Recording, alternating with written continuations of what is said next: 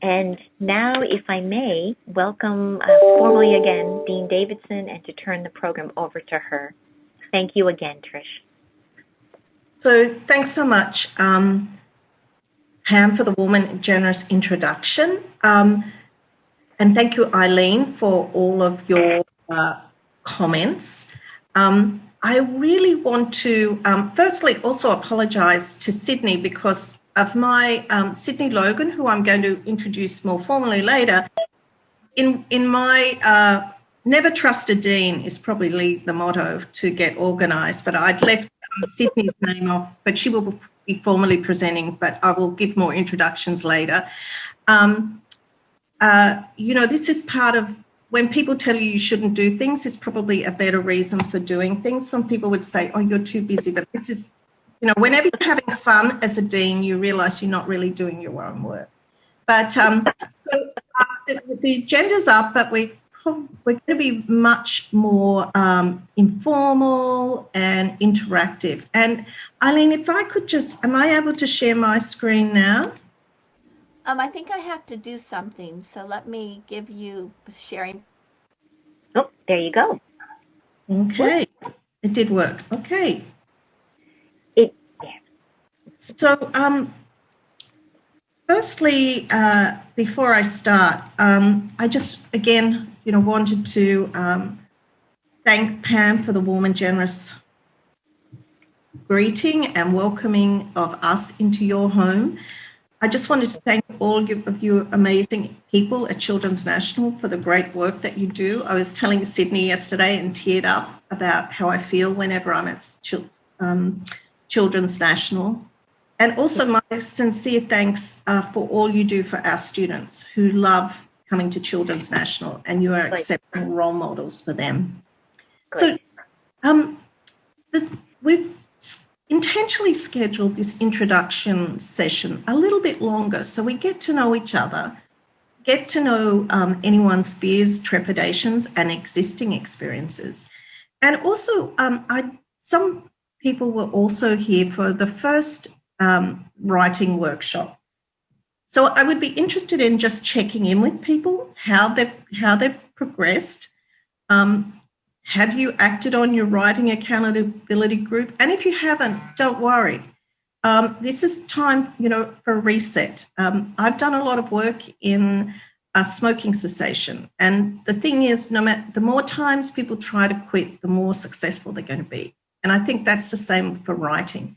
So it's just been probably 6 weeks since we were last together, and I'm sure lots has happened in your life. So let's just kind of maybe stop, reflect, and process, because that will help you addressing some of those factors. As I mentioned, I'm so happy today to be here with our social media gurus who are going to give you some really great perspectives from both a technical and strategy and professional perspective. Dr. Chattel, who you've been introduced to, and then Sydney Logan, who's a digital media specialist here in the school. She has the real nuts and bolts of this. Sydney, apart from being a technical whiz, has also received numerous awards for her work in achieving social justice. And so when you see her work, I'm sure you will be able to see how social media is a really powerful tool. So I thought I might talk to you about how I started on social media for lots of people. So I'm no spring chicken, as they say in the classics. I'm, coming up for, being 64. And so I'm not a digital native. And as many things as a nurse you learn, the best lessons you get from your patients and your students. So my social media is attributable to Caleb Ferguson, who we will tag today on social media because he will respond. And he's, a very talented and nurse scientist, and he got me onto social media. And a bit like you, probably many people, I was very cautious. So he set me up on social media, and at that stage, you had an egg if you didn't have the photo at an egg. And he'd keep coming. And Caleb has got a very broad Scottish accent, so I won't try and mimic it. But he'd say and he's very softly spoken. He'd come by my office. At that stage, he was a doctoral student, and say, Trish, you've still got an egg on your profile. And I kept thinking, not high priority. But one thing that really came to me that really got me totally hooked on social media, and I really saw the power. And in Australia at that time, and now it just seems banal because over the last few years, we've seen such atrocious comments on media. But Australia had its first female Prime Minister, Julia Gillard, and she is an exceptional woman. If under her leadership, the National Disability Act in Australia was launched, huge advances. But the attacks on her, as in many women leaders, were just vitriolic. The size of her bottom, the clothes she wore, etc. And Julia Gillard had really made a friend with a lot of nurses because her father was actually a mental health nurse, and she had great respect for nurses. And even and she was so intentional in a way against the establishment, and she had a great health minister. I remember from being invited to a breakfast at Parliament House and being seated kind of like at the bridal table because I was a nurse, and all of the other physicians are looking and thinking, what's she doing there? But just an exceptional individual. And she actually is now, Mona, you might be interested, she runs the Big Depression Initiative in Australia, Beyond Blue. This is a long story, but life is stories. So her father died. And one of these jock shocks actually said on radio her father died of shame. Oh. And, so to many people, it was just, you can't imagine what that was like. So I was at the University of Technology, Sydney, and there's nothing like being with some, left-wing feminists in the journalism department. And they actually have this thing called Destroy the Joint. So there was a campaign over the weekend. And so he said this on a Thursday. By Monday morning, half his sponsors had pulled out.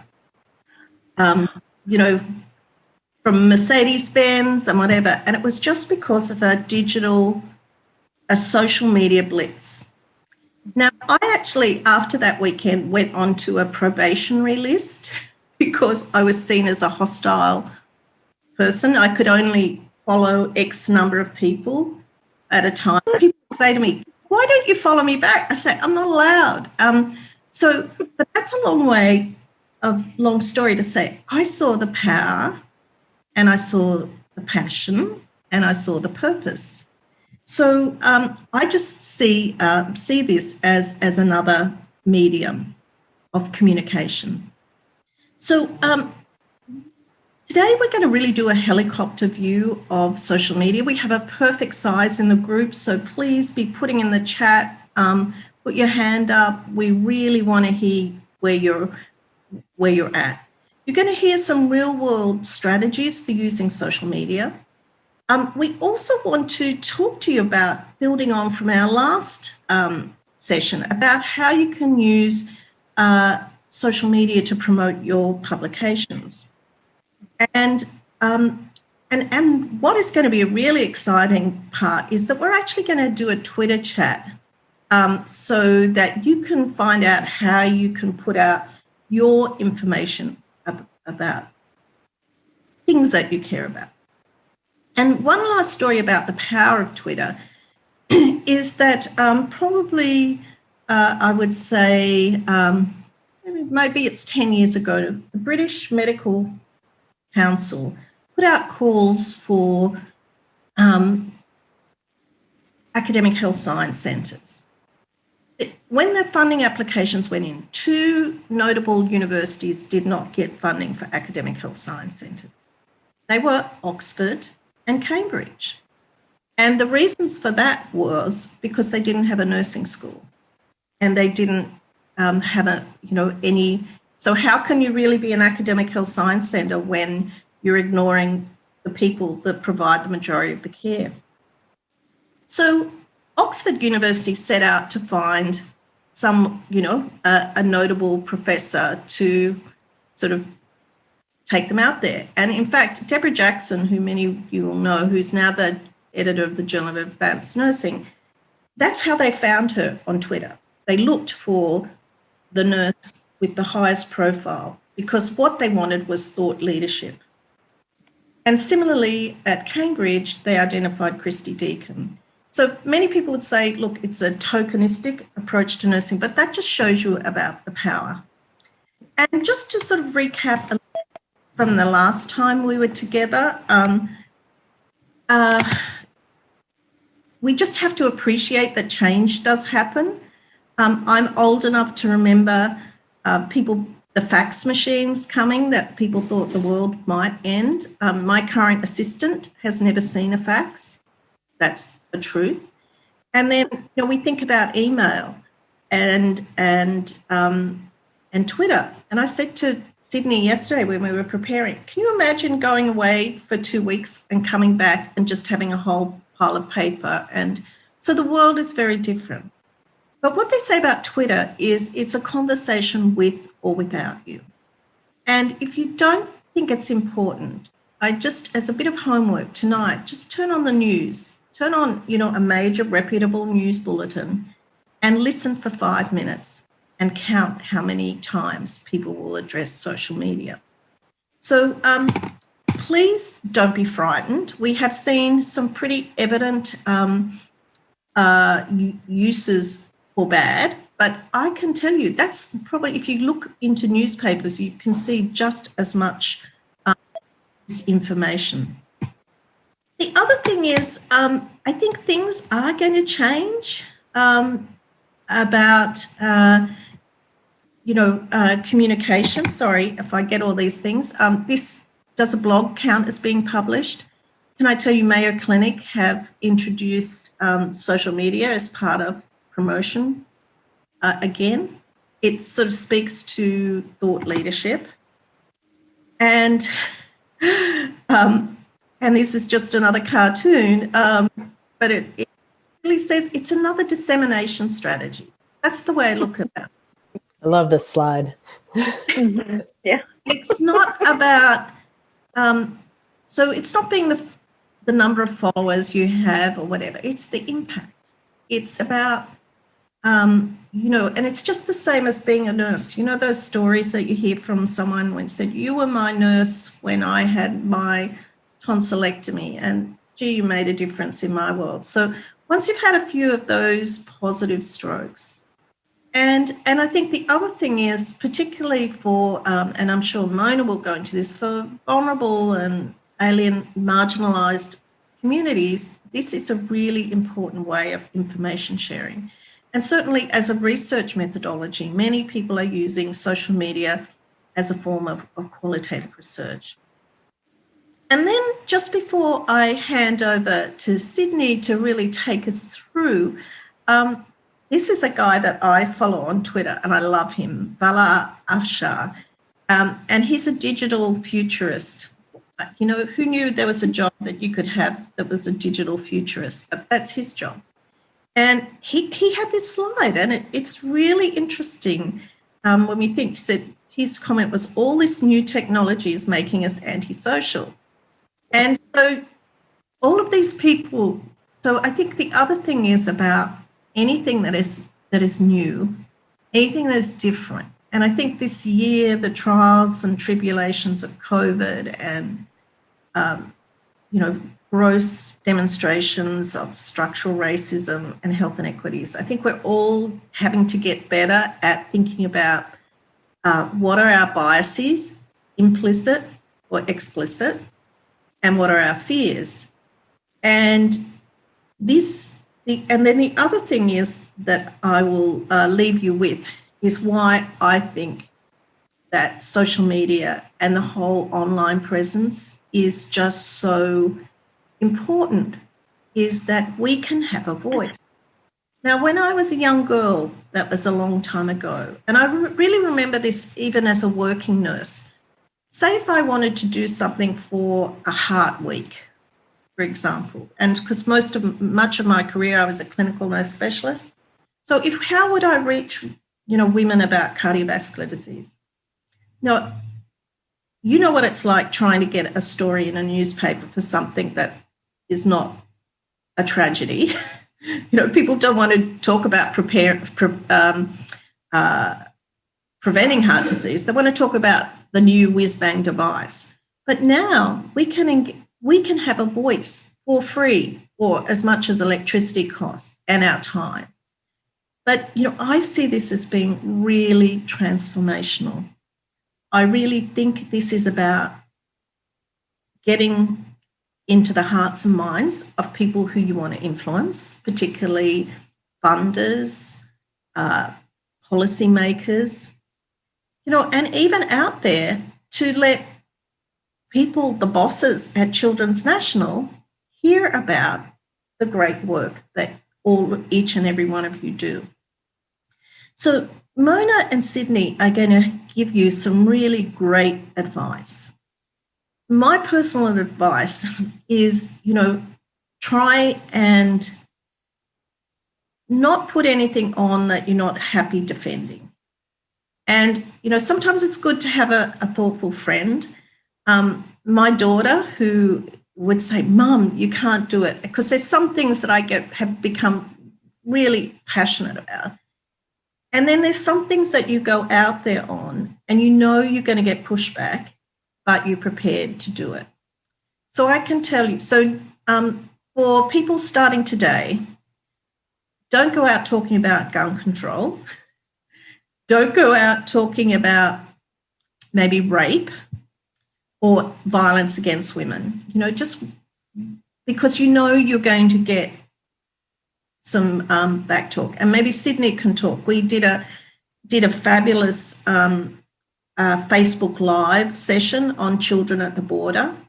And I'm so glad that, President Biden is looking to address those issues of those children taken away from families. But so we got some negative chatter for that. So it's just like everything. You just have to look at the benefits, think about the challenges and mitigate those challenges. And if you're not ready to put yourself out there, it's okay. Just sit back and watch and see what everyone else is going to say. So this is going to be a fascinating morning. Again, thanks so much to Pam and Eileen for giving us this opportunity. And now I'm going to hand over to our hidden weapon, our hidden secret for our digital presence at Johns Hopkins, Sydney Logan. And yes, I'm very proud that we are the #1 blog. We have the #1 numbers of Twitter following. And I often say, yes, we're the #1 school because we tell people we're the #1 school. There's lots of other fabulous schools in the United States and lots of fabulous universities. But we are very fabulous and we tell people we're not sitting on it. So thanks again for the opportunity, and over to you, Sydney. Hi, everybody. Just piggybacking on some of the stuff that Trish said, like we definitely tell everybody stuff, but also everybody's doing really cool stuff. So it's really easy to talk about it. It's really fun. I'd also add to the wading in thing that you really have to find your comfort zone. And me and Mona were talking about this as we were trying to put together stuff for this talk. And a lot of it is you go and you start saying stuff, and then sometimes you get a little bit of pushback, and then you get a little bit less comfortable saying stuff, and then you kind of figure out where your niche is. But you just gotta jump in, and then you'll figure out which things are where your comfort zone lies in it. So, Right. yeah, so I'm just gonna jump into my presentation and let me see. So let me share my screen. Okay. Okay. So can you guys see my screen? Yeah. Okay. So from the beginning, yes. Oh, okay. Sorry, I haven't done like a slideshow on Zoom for like a while, so I'm remembering how like all of my screens work and everything. So let me just get started. So we usually start with why should healthcare professionals use social media? So one for the school that we talk about a lot is building your credibility as a thought leader. And the most important point here is that you're already a thought leader. You already publish things, you're already respected for your opinion. You already do all of the things that you're talking about. It's just doing this in a new channel. And also just adding, something I said before, I think a lot of people joined, is that a lot of people get afraid of social media because they're older, but a lot of younger people, this is brand new for them to use in a professional context. And something that I didn't add, but I also think is another important point, is that you don't have to be particularly extroverted to do social media well. Like, I think Mona and Trish are both very extroverted people. I'm about half and half. And I think that the things that make me better at social media is just that I'm kind of empathetic and insightful. And a lot of those are traits that kind of come from being introverted and just like listening to people and liking them. And that really kind of comes through easier in a digital context because you don't have to talk to people as much. So there's that too. But yeah, so some other things about what they should be on for use social media for healthcare professionals: building your credibility as a thought leader, raising awareness of the important work that's being done. And that's a really big one because a lot of nurses that I've come across are not super comfortable promoting themselves, but they all know the work that they're doing is really important. And the work needs to get out there beyond just you and beyond just the little circle that you see every day that will automatically listen to you, because there's a whole lot of other people that are going to listen to you. And just making your voice heard on important issues. So here's another one for why should healthcare professionals use social media. So everybody knows about the COVID task force and how it didn't originally have a nurse on it. And nurses made a lot of noise about it not being, about a nurse not being on the COVID task force. And of course, I'm actually not sure if it was on the news, and it probably was, but it was a really big deal on social media. And this was one of our tweets that we put up about it. I think I don't think that we had something like an op-ed published. We started to have an op-ed published, but then they added a nurse to the task force before the op-ed got published. But there was a lot of discussions on social media, just putting that there was really driven by social media. And it also just shows, how strong your voice can be, and particularly a collective voice with so many nurses. Like, there's a lot of nurses, so you can claim a really big share of voice. So these are the main platforms that you can use to build your thought leadership. Like, there's a whole bunch of different social media platforms. There's even more since I made this originally.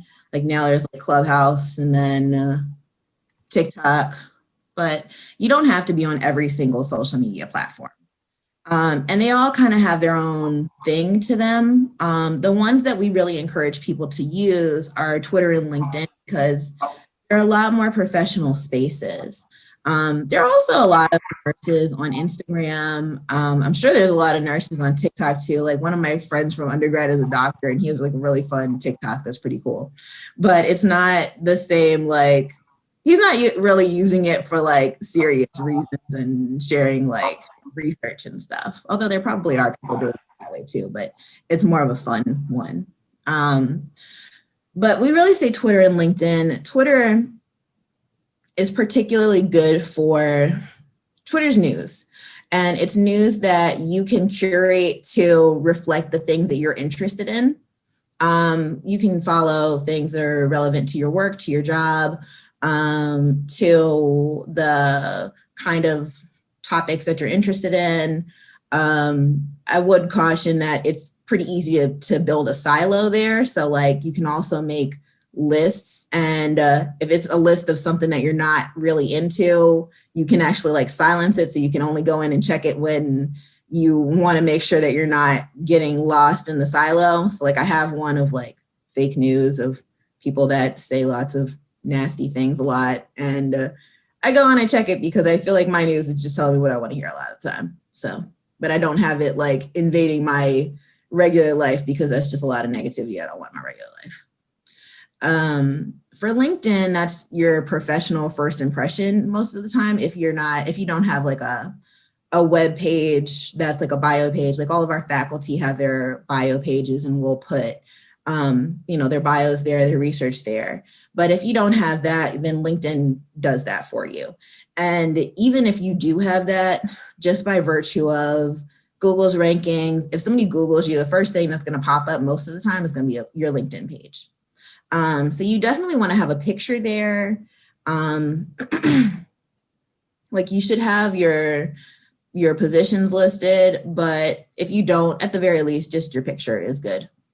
But yeah, you would want to have like your jobs there. You can have it more filled out. I think we're going to get into that a little bit later too, though. And then for like blogging and op-eds are really great. And like Trish mentioned, blogs are becoming much more, I guess, just valued. Because they're a way of getting out your information into the world. And there are a lot of platforms that people don't really realize are blogs. Like the Huffington Post is a blog. A lot, like before I came to Hopkins, I worked at the Food and Drug Administration. The Food and Drug Administration has a blog, and they publish a lot of their research and scientific information on it. And that's just like our blog, I think, is becoming more like that too, because a lot of our faculty, a lot of our students really like to publish stuff about their research in there. It's a place where you can do a deeper dive into your research. If you're not a full researcher, like it's still a good place to describe the work that you're doing in more detail. Like if you guys have resumes or if you have a CV, like, your CV, like you might go into more detail about stuff that you're doing or that you did. A blog, if you have a personal blog, you can kind of do that there too, and just kind of highlight some of your case studies that you worked on that were really good. But there's also just submitting stuff to different blogs. In the social media space, one of the things about like social media from a practitioner standpoint, and this isn't something that would necessarily apply to you guys, but from a practitioner standpoint, social media is really new and really fast. And although I went to school for communication, a lot of the stuff, and I graduated with my master's in 2016, but that's 5 years ago. And in social media time, that doesn't even count anymore. So like social media is like, I would say the best practices for social media last for about 6 months.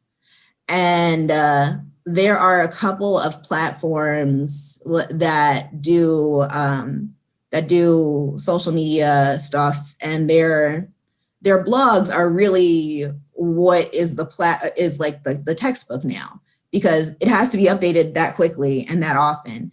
And there are a lot of people that submit stuff to it that are practitioners, and the only way to keep up with it is by like a group consensus, because it's so new. It's not like you can go back and check how this performed in the past, because it didn't exist in the past. So those blogs are becoming pretty serious. And op-eds too, because they, especially like if you can get them published somewhere important, that does look really good. And the last point, so at Hopkins, like we definitely encourage all of our faculty and students, researchers to submit their publications, awards, and mentions to our marketing department so that we can share that information. I'm not sure how that works for you guys, but I would definitely encourage you to share it with the important networks in your group. And even beyond, like particularly at your school, like if you're involved in a professional organization or any other kind of organization and you get something published, like definitely share it, because that definitely builds your thought leadership too. And then responding fast to media requests. I think that's going to be the next slide that I'm going to get to, because timing definitely works differently in a media and social media space. And you guys can feel free to ask me questions if you have any too. So, sorry, Sydney, can I maybe comment about this? I think particularly as women, as nurses, we kind of feel a bit of, kind of embarrassment and don't want to engage in self-promotion. So, the way I really advise people to think of it, it's not about promoting Sydney Logan, the woman. It's about promoting what she cares about. It's about social justice. Mental switch is really important, because if you're not telling people, particularly in leadership, know about it. So just don't be shy. Definitely agree with that. Sorry, I think I forgot to change like two things on the slide.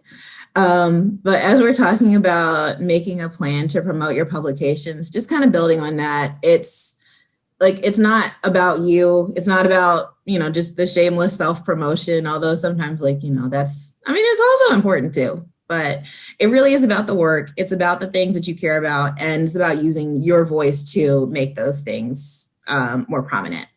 And as we're talking about making a plan to promote your publications and appearances, typically for us, that's promoting your publications, your research stuff. If you have like any kind of media stuff, if you have speaking engagements, so a lot of times that's like presentations and panels at conferences, or even if you just go to a conference, because it's also nice to know that other people from your organization are going to be at the conference.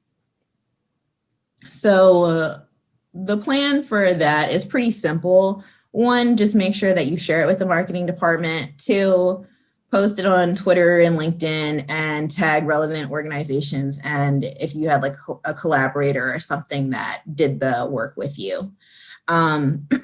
You could take things further than that, but those are the only ones that you kind of really should do. Beyond that, like you could make a plan to share it more than once. Like Twitter's really fast, and I think I'm going to get into that in the next slide. So like if you have a new publication, you might want to share it a couple times. And then like you might want to write a blog about it, but these are things that you don't have to do, but they're nice to do. Sydney, can I add something there?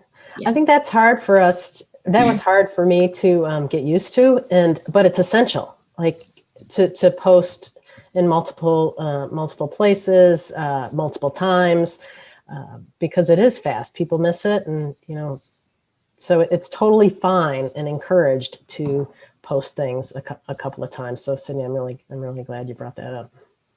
It's even hard for me, I'm really used to promoting you guys and telling all of you that you need to share your stuff more. But then when I start to do it for myself, I'm like, oh, this feels weird.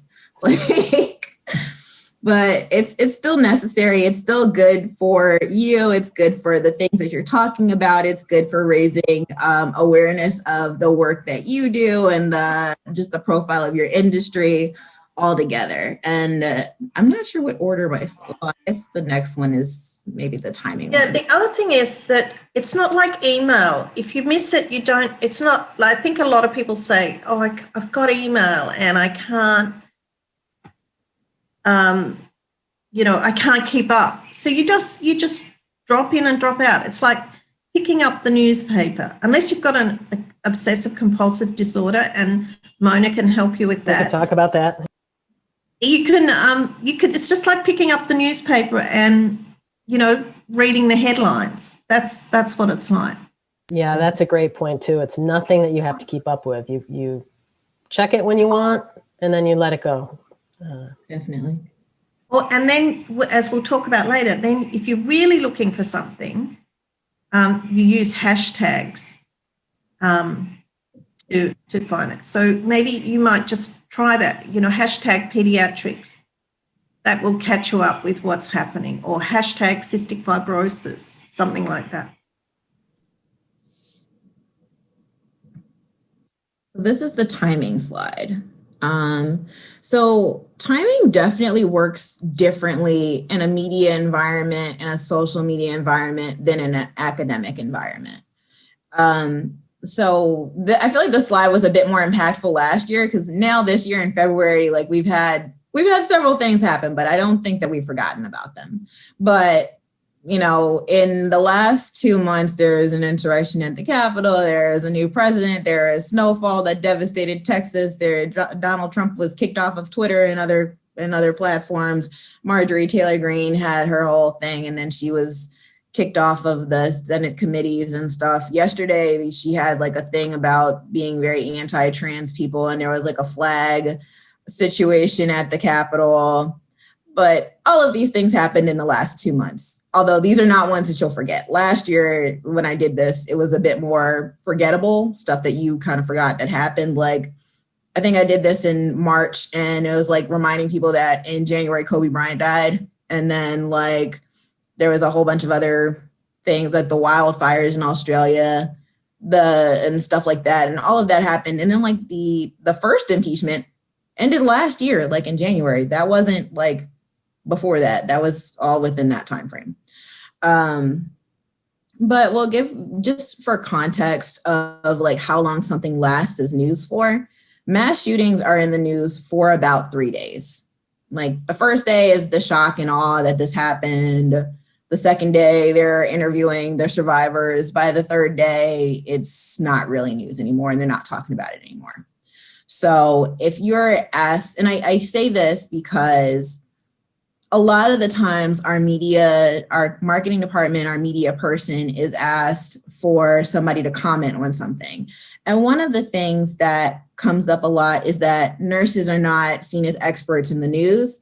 And it's a lot of the time nurses, they want to involve somebody else in the answer. If they're offering a comment on something, if you're taking too long to respond to the comment, that they'll just move on to somebody else. And a reporter needs somebody to comment on something within 24 hours, but I'd honestly say that 24 hours is a long time. Like if they have a situation that's happening, they want somebody to answer within an hour. So if you're asked to comment on something, you don't have time to pull together a whole bunch of things and check with people for it, and then like confirm that something is, you definitely want to confirm your answer for something, and you do have the right to get your message together for what you want to say, but it's fast. It's not something that's going to take, they're not going to give you a whole lot of time for. And Tammy, do you want to add anything to that? Sure. I just put a hashtag in the comments, be the expert, because when you think about media, your comment, whatever it is, and a lot of people think it's live media, that you're on TV and things like that, which is much more rare than like a printed piece or something.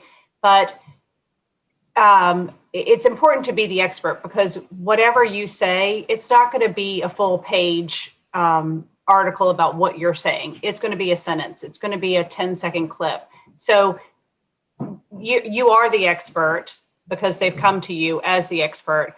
So use your general expertise on whatever the topic is to help the media with that. And that's one thing I've seen in my past as a director of marketing at a hospital, is that a lot of I use the ER physicians a lot, and they don't necessarily know all of the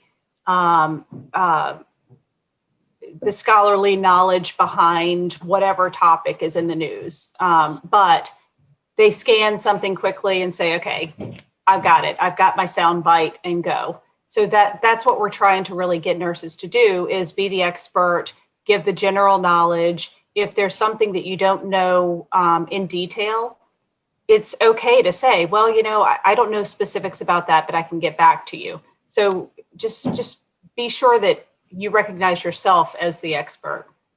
And maybe, Tammy, if I can interject, this is a good way too to develop relationships, ongoing relationships with journalists, because then they'll, I have people that contact me about depression, and they're writing a different, they contacted me once. We had I helped them. I was responsive, fast, gave them what they needed. So then they come back when they're writing another one. They want somebody fast. And if they already know you, they think that they're going to get an answer faster. So they're going to keep coming back to you. That's right.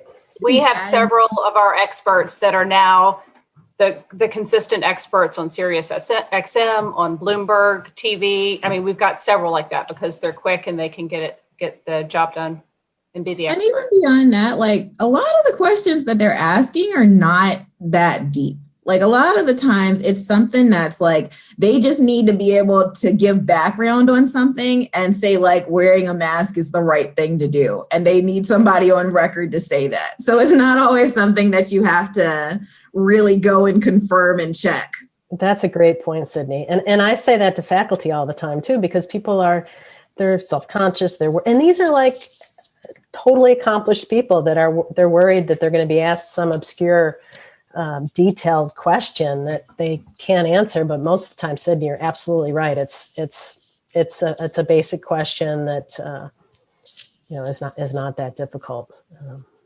And then the other thing is that I would add is that they often want the stories, and that's you at the sort of coalface have so many powerful stories that people can really relate to. What is the experience? How do kids really feel facing cancer? What is it like to have live day to day with a chronic illness? I mean, you give life to those words through the stories. But then, of course, you've got to be careful with all the HIPAA stuff and all the rest of it. But you can do that. And you've got a really strong media department. You just want to let them know that you are the go-to person. Yeah. So, and some other things that I have on this slide. So there are 350,000 new tweets per minute. That's how fast Twitter is. So if you're posting your publication, you might want to post it again, maybe in a couple more days, because it's disappeared at that point. Twitter is a mostly chronological platform. Like they do have, like, you can change the settings. So you can make it appear in real time, or it'll just appear with like some of the top tweets that you missed, like when you log back in. But I didn't add this to the slide, but the other platforms are different. So like LinkedIn is probably the slowest social media platform. So like LinkedIn kind of encourages you to post something like once a month. But most people, I don't think, even really post that much stuff on LinkedIn. No, I think though, Sydney, that's even starting to change. We're talking about like how social media is not static. Yeah. I've noticed a little bit more activity, way more than it used to be. I'd say I'd encourage, I'm still at Twitter. Really active on it, on LinkedIn, like posting like once or twice a week is pretty good. But it has changed. Like they'll encourage you to post like once a month or something, or at least once a month. But it is slower. And when I say slower, I mean like people will see your stuff in like 2 days and still be reacting to it. Whereas on other social media platforms, they will not. Like after that day. Yeah, great point. So yeah, and then like the other ones, like Twitter's definitely the fastest. Actually, Twitter's the fastest, but I would say like TikTok might be the fastest now. Although like I'm not really like here talking about TikTok because like it's not really that relevant to the work that you guys are doing. But it used to be that like if you're on Twitter, you're gonna see something first, and then like people are gonna be talking about it on Facebook maybe like 2 days from now.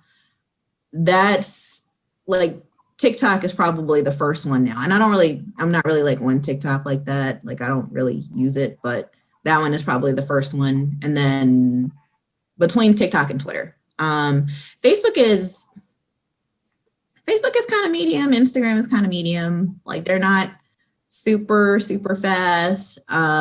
You'll still see stuff the next day, but you're not really going to expect to get a whole lot of reactions to something after the next day. And then like Pinterest is also pretty slow, but I don't think a lot of people really use Pinterest that much. It's not in this context. Yeah, can I make a comment, Sydney? Also, it's sort of understanding your audience. And one thing, you know, like I would recommend is keeping your accounts separate. Like, so I never put anything personal on, you know, my Twitter account, etc. So, you know, just trying to think about keeping it separate and also understanding the audience and demographics. So, you know, say if we really want to get something out, like a hearts and minds message to sort of rank and file nurses, Facebook is the best. You know, if I want to reach the nurses in the hospital, Facebook, because not many of them are going to be on Twitter, but it depends. But it would maybe not be a publication, but, you know, in terms of shout outs for great achievements, you know, and particularly of, you know, relating to stories. We have a security guard at our place, Officer Mobley. He's been there for 25 years. If I wanted to, as soon as I post his photo, I can see it. You know, there'll be 200 people who will look at it because he is such a nice man, and people, there's so many positive memories associated with him. So part of it is sort of understanding your audience. But why I think social media is it's important for everything, but in pediatrics, it's so important because you've got two populations to deal with, the children and the families. And so, you know, communicating with families is just, you know, social media can be really powerful.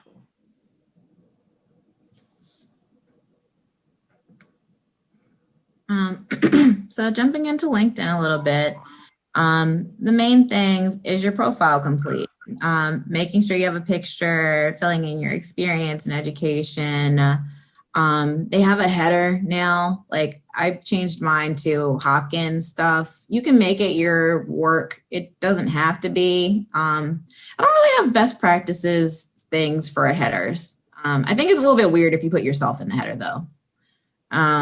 That's the only thing that I'll really say for it. Yeah. Make your headline more than your job title. Like they give you an option for that, for what is your headline, using your summary as your bio statement. I've been thinking about updating mine recently, but I haven't really like come to that. I haven't decided what it should be yet. Your bio and your story, like Trish mentioned a little bit earlier, like that storytelling is a really good point of just kind of sharing who you, I don't want to say who you want to be professionally, like who you are, but also like how you want to be seen. So really addressing some of the key things that you're particularly good at, some of the things you want to be recognized for. Some people have them pretty long, some people have them pretty short. Either way really works, to be honest. So it's just kind of figuring out what your comfort zone is and what your niche is, what you want to communicate, and if you feel like it's doing that. So a lot of these things don't have a hard and fast answer. They're just kind of like when you feel like it's right. Then just sharing your job news and interacting with colleagues on LinkedIn. So like, if you did something well, if you have a new publication or a new like media hit or something, definitely share it on LinkedIn. You can also share articles or stuff that you find particularly interesting. One of the ones that I posted on LinkedIn this week that I think I shared with our like planning group for this was an article from the Harvard Business Review that we're going to get into like privacy and dealing with how to be public in a social media space in a little bit on a couple more slides. But that's like a question that I get asked a lot. And that was a really good article on that. And I'll definitely put that in the chat in a little bit too. But it was really about like, how do you show up authentically at work? And it's like being yourself, but also being like appropriate in a work context, which is literally the same thing for social media, because it's just like, it's just an extension of your professional, I don't want to say persona of what who you are at work, but also extended to online. I'll share that in the chat in a little bit too. And then like the frequently asked questions on LinkedIn. Endorsements I don't really think are very useful. I mean, because they're just kind of like things that you just click. They have now recommendations or review recommendations, I think. Those I think are really good. When you can recommend like a colleague or somebody that you've worked with, and being able to actually like see that recommendation on there, that somebody actually took the time to write, you actually believe it, and you know that it's not somebody just randomly clicking through something. Who to add? I don't really like adding people that I don't know. Unless they like send you a message or something like, hey, this is who this person is, we should connect because XYZ, or, you know, if you meet somebody in something like conference or in like a virtual group chat or something, like, you know, just understand the context that you met somebody in. But like, you know, you get a lot of random people on LinkedIn and they want to connect, but it's always okay to just message them if they're messaging you and just say, hi, do I know you? Or what did you want to connect about? Or something like that. Like, it's perfectly fine to ask that. The groups are also really nice. Like, I'm in some for the American Marketing Association. When I was in my master's program, they had like a group for our cohort and stuff like that. They're pretty useful. Like a lot of times, like there's also Facebook groups, and I think I'm more active on Facebook groups now. I'm in this big higher ed social media group, which is really, really, really useful. They don't really use LinkedIn, they use Facebook, but I mean, it's just different platforms in the same groups and different platforms. So whichever one people want to use is also useful. At Hopkins, we have access to, I think it's not premium, it's LinkedIn Learning. That's what it is. But they do have a lot of really cool LinkedIn Learning courses that are really great to take.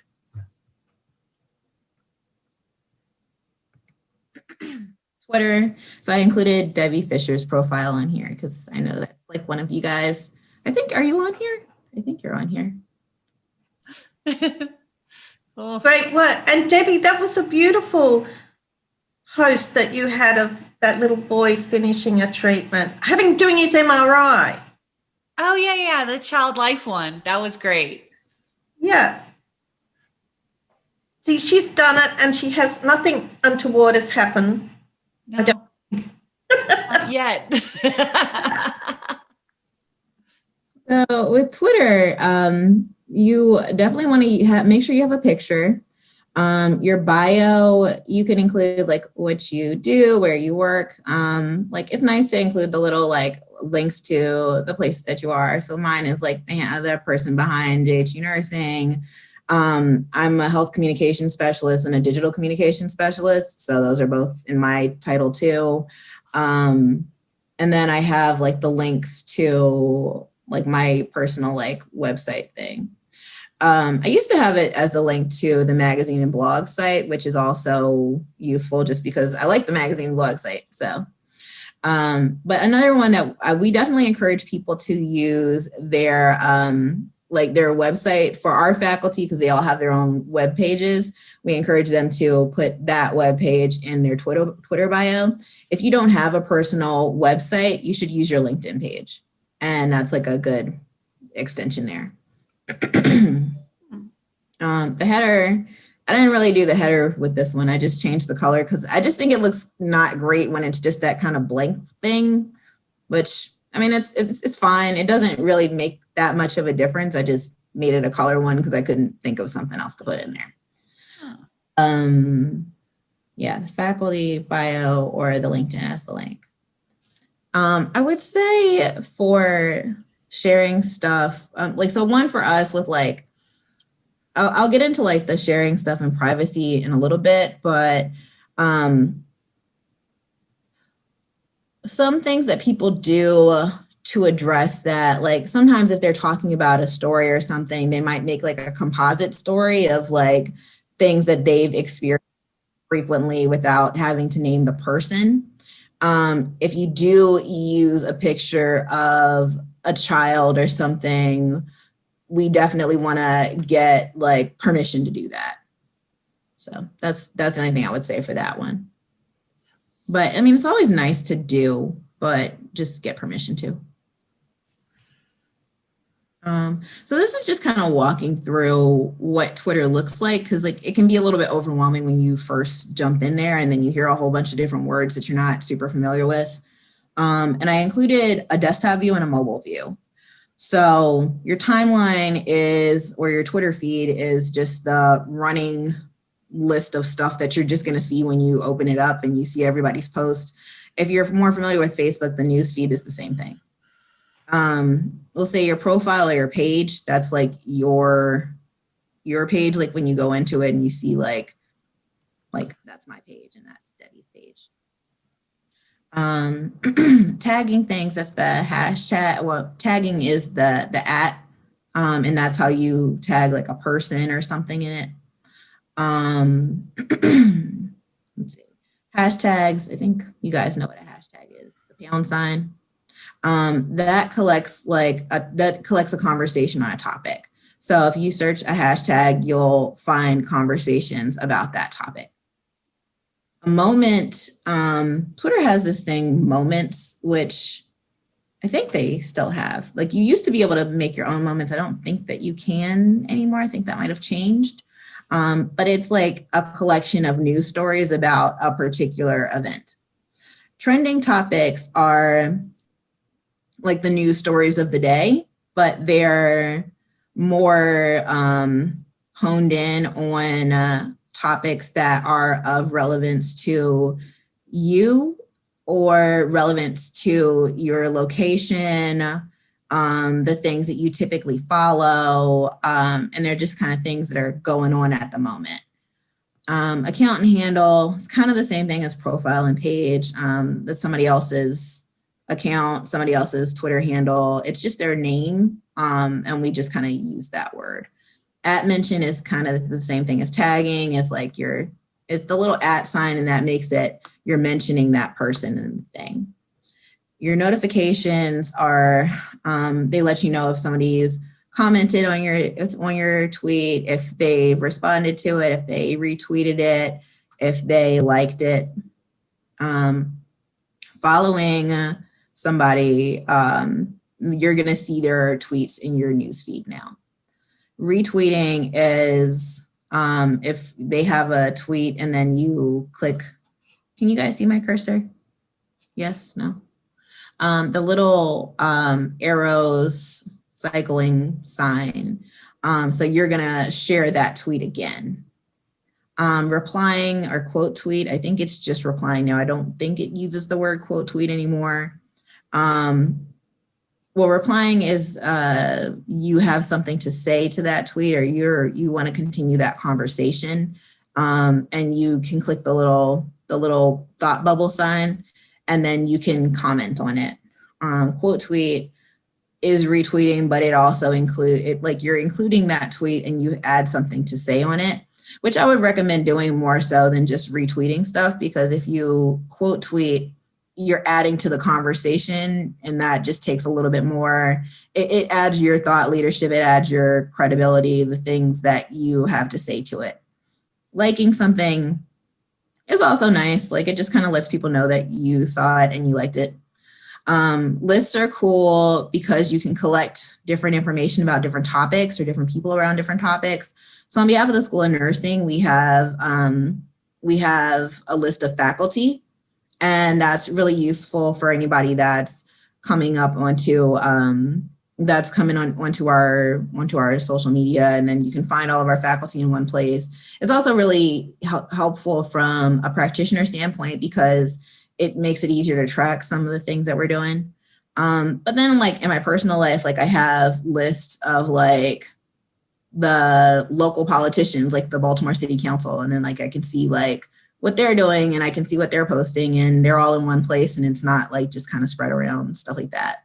But you could do that if you have any kind of media that you particularly like you could do one of nursing associations, of, different things that are particularly of interest to you. Like I said, I have a fake news list of just like the nasty stuff that I just kind of keep in the corner so I can check it and see what they're saying when I feel like I need to know that, but then I don't have to have it in my life all the time because I can mute it. And the last thing, a thread. I think that might be on the next page. Oh, and these little buttons. So like on the desktop view, I think most people are going to use it on their mobile device. I use the desktop view just because I'm the social media person, so I'm usually using it from that way. Although I guess more of you might be using the desktop view at home now. So the trending topics, if you're just going in, this little magnifying glass gets you to the trending topics, the news stories of the day. A lot of times I'll look at the trending topics and I'll look at the news stories. And I think that's like a kind of good place to start when you're just like looking at stuff. So that way you're not just like looking at people just posting silly stuff on your feed all the time. Like you can kind of get into like the news stories and it's faster too. Like it's faster than most news if you were like just looking at TV or something. So like my news, I get like the New York Times email in the morning. I get the Baltimore Sun email in the morning, and then I'll look at Twitter and I'll see like what news stories are talking, if they're different than those ones, and see what else. And that's how I get my news for the day.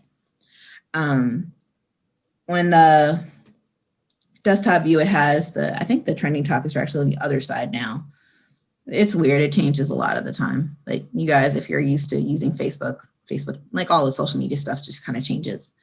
This little blue button is writing a tweet. This one is the search for the trending topics and the news stories. That's how you write a tweet on the main page, on the desktop page. This little button shows that that's your account, your handle. Yep. Yeah, so this is a thread that is a tag. I don't know if you guys can see my cursor. That's a tag, that's a hashtag. This tweet was from a conference. Conferences a lot of times will have their own hashtags, and that way you can keep up with everything that's at the conference. Not all of them do, but a lot of them do now. Like we have a couple of our own like hashtags. So like sometimes we'll use Jason. This was someone who was at Hopkins School of Nursing. This is another one of this is our WHO Secretariat group. And so if you like break down the thread, so the thread is the group of 3 tweets that are together. And you have what is in it. It's the recap of what happened. It's a quote or a key takeaway. You tag who's involved in it. You use the established hashtags, which is the WD 2019. And then it's basically a thread is the complete thought and it's connected. Because, like a tweet is it's not 140 characters anymore. I think it's 260 now, but it's still not that much to continue like a whole thought. So you can connect them in a thread. And some of them are pretty good. Like a lot of times now, like a lot of journalists or people, particularly like, over the protests for the last year, there were a lot of on the ground activists sharing their experiences in real time in collected tweet threads. And then like, of course, like later on, then it becomes like a news story. But that's like several days later, but if you were following it, like you could see it unfold in real time, and they collected it and then they made it a news story after that. So for who to follow, I made this originally for Hopkins, but you have like your network of people that you usually work with, and then you can kind of like branch out to your groups and your professional organizations, and then you can add your blogs and magazines and stuff that you like, your news. So like I like the New York Times, I like I like, what's the other one I'm thinking of? Today Explained. I like MSNBC. And then like following reporters is also like really cool too, because like those reporters are really great because then you get stuff faster and in real time, and they always have like really good quotes. And then also to build your own like media relationships with the reporters is also really good too. You can meet new people in Twitter chats, on conference hashtags, and just start talking to them that way. And then, you know, you just reply to their tweet and add your thoughts, and it usually becomes a conversation. Like in the social media space and higher ed social media, I've met a lot of people that way, and then they've asked me to speak at different stuff, and it usually just kind of builds from there. It's really great.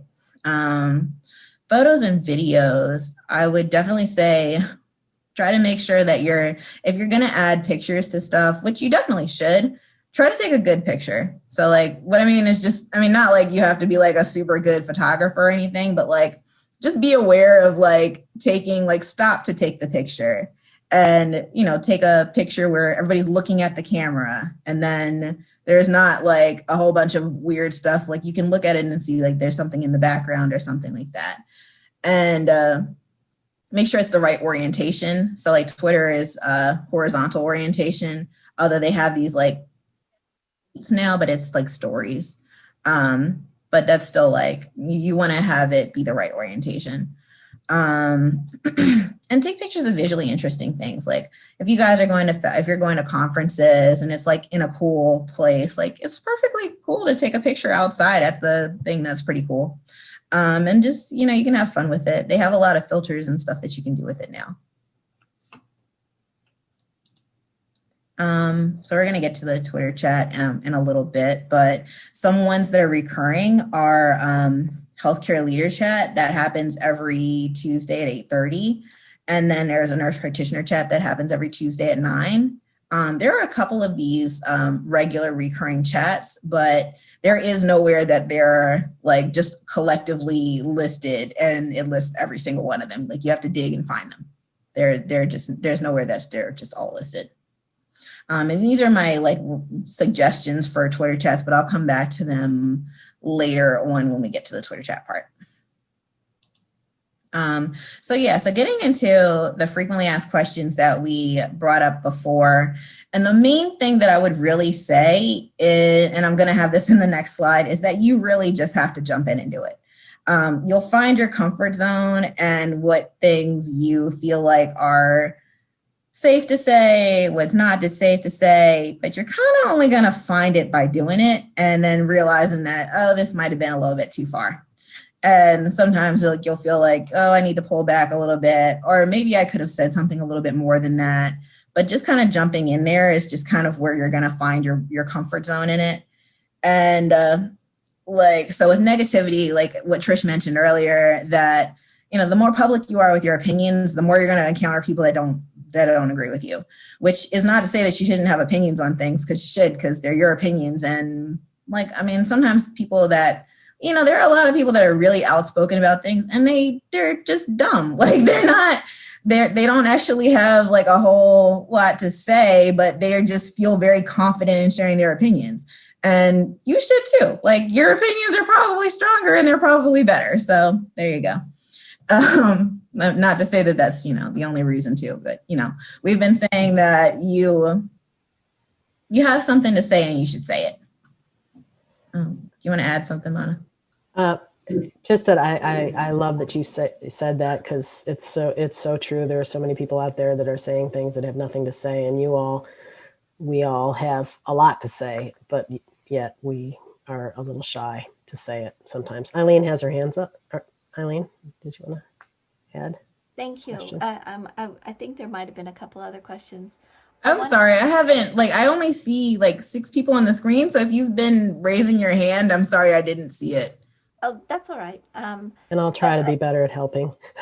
Sorry. Thank you. So Sydney, when you mentioned that on your Twitter account, I'm assuming it's your Twitter, that you have one Twitter account that is both professional and then you have some private lists. But when you said you built a list, like for example, could I build a list in my Twitter account of the members of my department? Yes. Or of the nurses who publish? Yes. Have that as a list, and then I would tweet from those individuals if I wanted to recognize something. You could build a list, and then like if you go like you're not able to tweet from somebody else's account. No, but if I wanted to say feature their publication. Yeah. Well, I'm still not quite sure I'm following what you're at. I don't think it's like a distribution list. Yeah. Okay. So I think that's it's not like that. It's the role of the list. No. So the list is for you to be able to, it's a collected feed. So the way that you have your regular Twitter feed, like if you had like your Facebook news feed or whatever, if you click that list, the feed is only the people that are in that list. Okay, so say if I put you in my list, I would own the purpose of the list is so that I could see your feed. Right. Right? No. Can I give an example? What might be great, Eileen, is, I would have a list of all the children's hospitals. So then you would know what Cincinnati Children's doing, is All Children's is doing, Boston Children. That would be a really good way of having a list, because, you might have an opportunity to collaborate on a study. You might think, oh, that person is doing that. That's really cool. And that's but then the competitive piece is, particularly for the rankings, and I'm being on that board, I know people care about those rankings. You have to tell people what you're doing. So there's multiple reasons for having a list, but I definitely, and sometimes, if I want to see what's going on, and it'll just give me a barometer of what's happening in the world. Okay. And also just having those people collected in that one place is also useful. So like if you just want to be able to see what Hopkins School of Nursing faculty are on Twitter, and then making sure that you're following them, like you can go to the list and you can see it.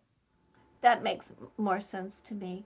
So one other question related to some of the political posts, because I get a lot of feed from different people that I may follow, but I'm cautious about ever having any sentiments about anything they post, because I think that my Twitter is more for professional. Is there a way to separate those, or you have one Twitter, and if you don't want to comment on political things you disagree with, just don't comment? Yeah, I would say if you're not comfortable with it, just don't comment on it.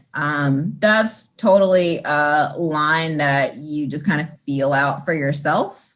I think that just kind of goes into like the privacy statement of how comfortable you are sharing the things that you want to address or things you don't want to address.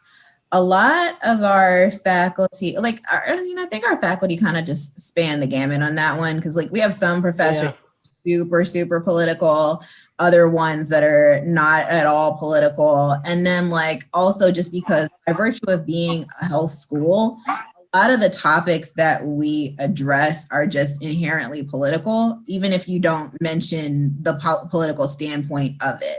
So even addressing, like we said, like we had the Facebook Live one at the border, we're not consciously like talking about something from a political standpoint, but it's still going to be political because we're talking about the healthcare of children at the border.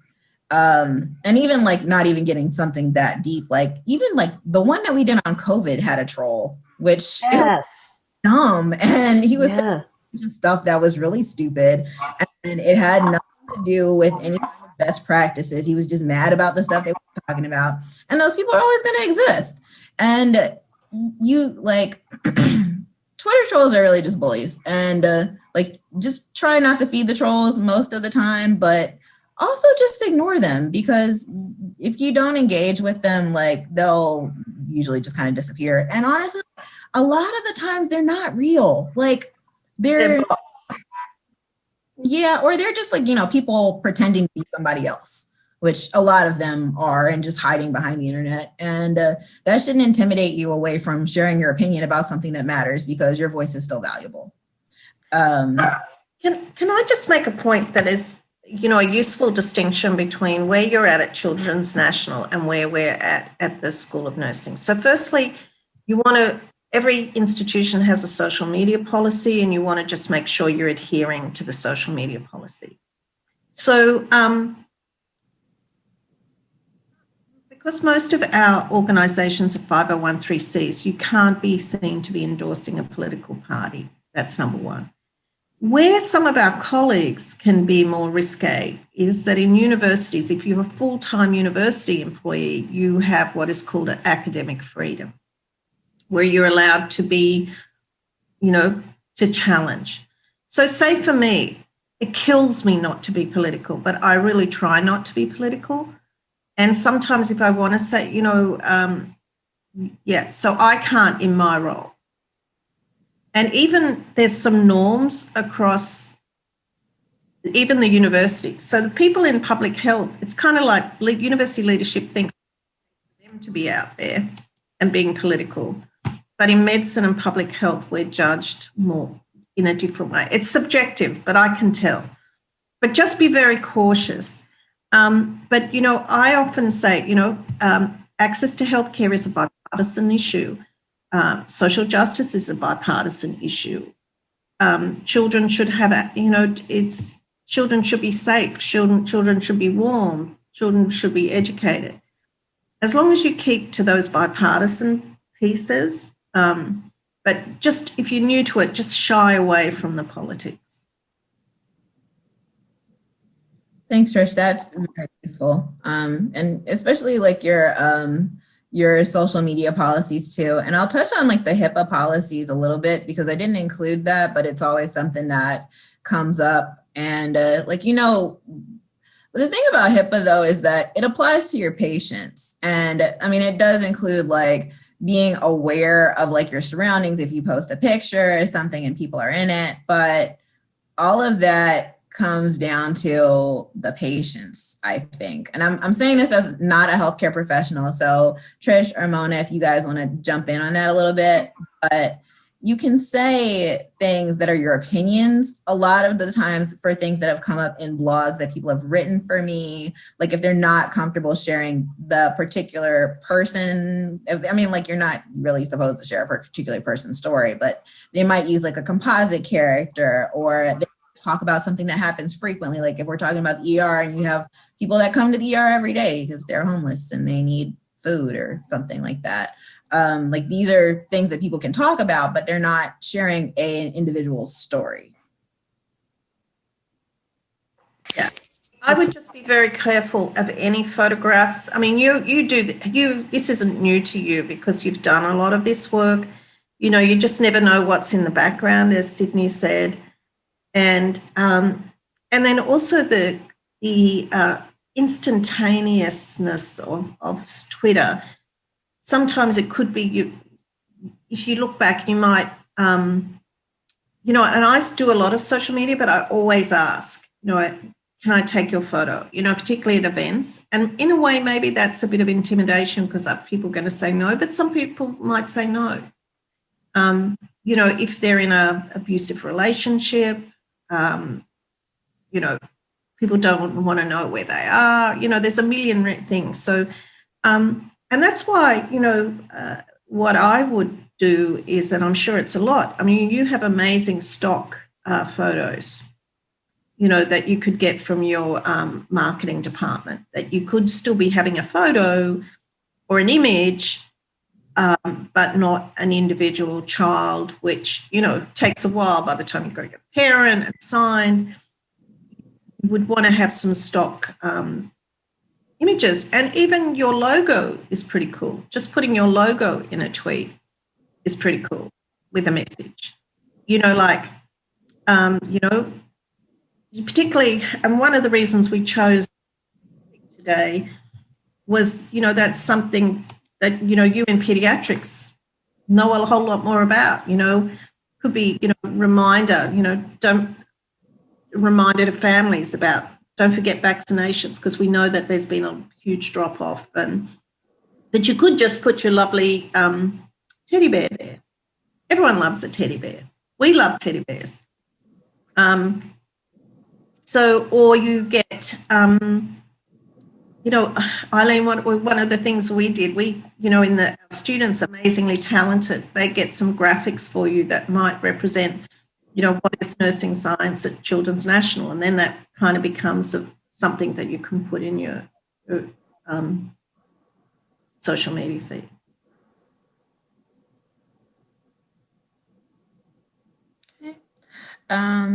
Yeah, so just kind of jumping into the professionalism part, because I get that question a lot too, like how much stuff I guess we've been talking about that the whole time, but I say, like, if you're going for media stuff or social media stuff, you can think of social media like a work happy hour. So you can go, you can drink, you have fun and talk about your life, but your boss is still there. So you're having fun, but remembering that your boss is there. So you don't want to go. Sydney, I love that. Yeah, and I mean, that kind of applies for, like, if you're being quoted in something too, like the person that you're talking about might read it. So keep that in mind. Let's see. Yeah, I mean, that's kind of. Oh. Yeah. No, and sometimes you just never get it. Like I'm sure she won't mind me telling the story, but Jane Kirschling, my colleague, who's the Dean of University of Maryland, they posted something about nurses being the most trusted profession. And then some group of physicians saw it as being, part of it is you're just going to say, take it as you see it. But you just, as long as you've done it in good faith and the facts are right and, you're lifting up your colleagues and everyone's going to do it. And, that's another thing that we get a lot of ANSI stuff, bit gritty, is in advanced practice and in particular in nurse anesthesiology or nurse anesthesia, because we called it nurse anesthesiology and we got a complaint. We had to turn nurse anesthesia. So there's some of the, but they're inherently, healthcare is political, as Sydney mentioned. That's it. Yeah. And, just the more, sorry, I was about to say something, kind of lost it a little bit.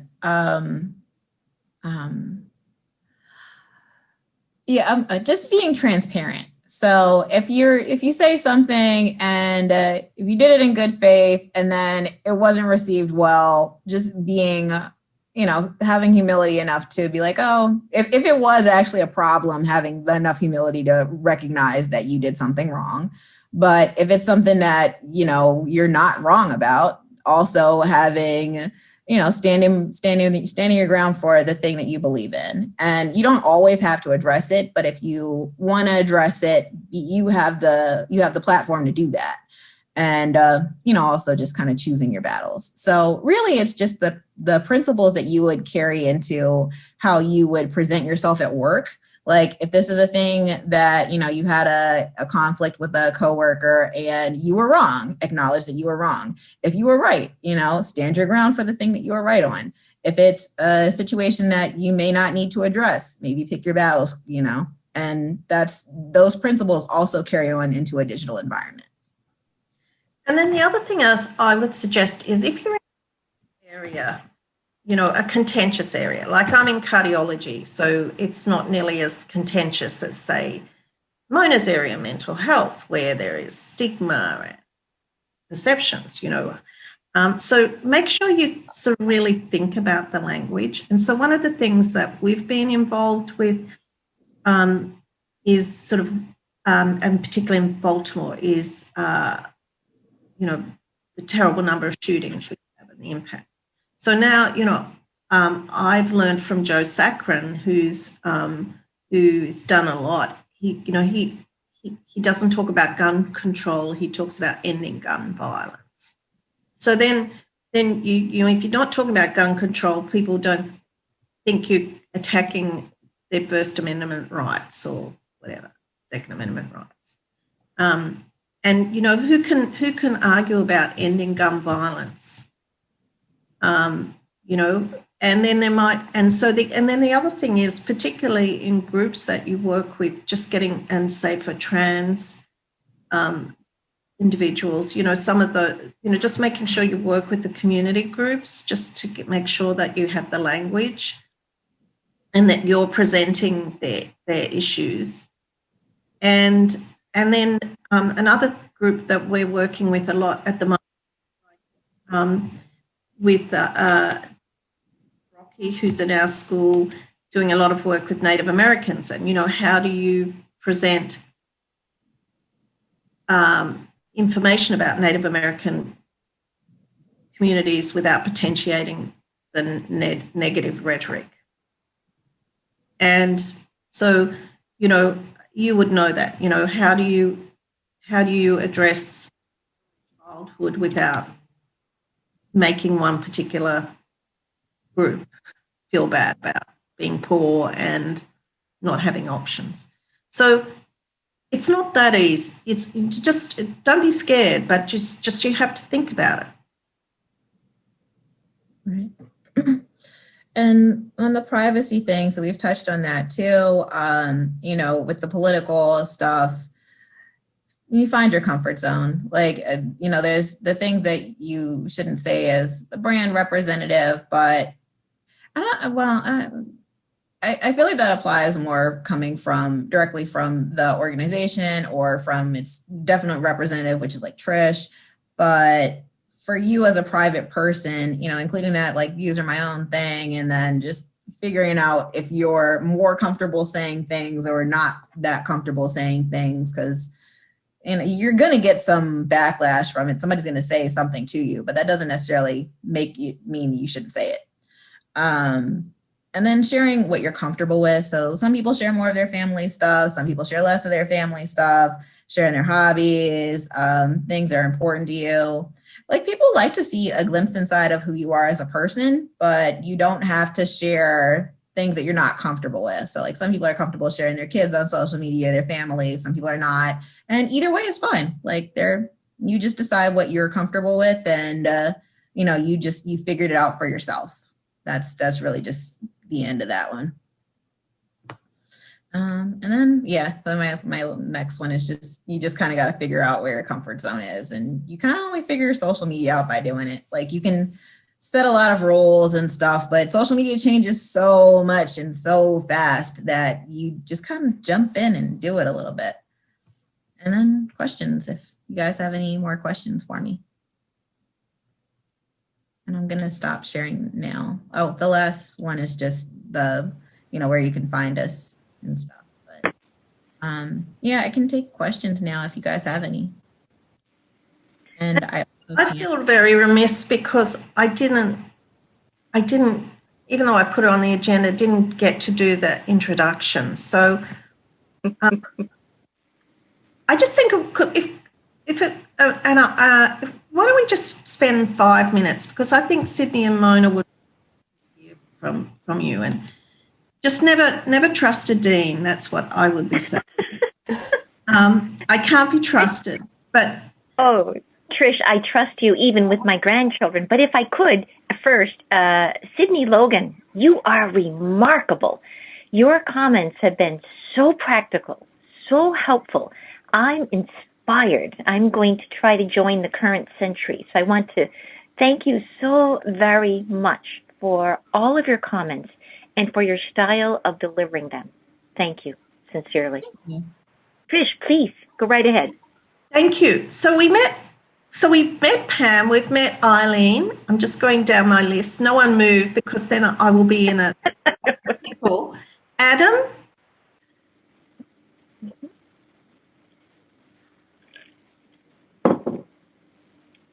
Oh, well, maybe he's gone to make a cup of tea. Aisha? Hi, I'm Aisha. I'm one of the nurse practitioners in children's occupational health. And I don't know exactly how you wanted me to introduce myself. No, that's good. And just any questions that you have? No, I'm super new to Twitter. I use Facebook and I use Instagram.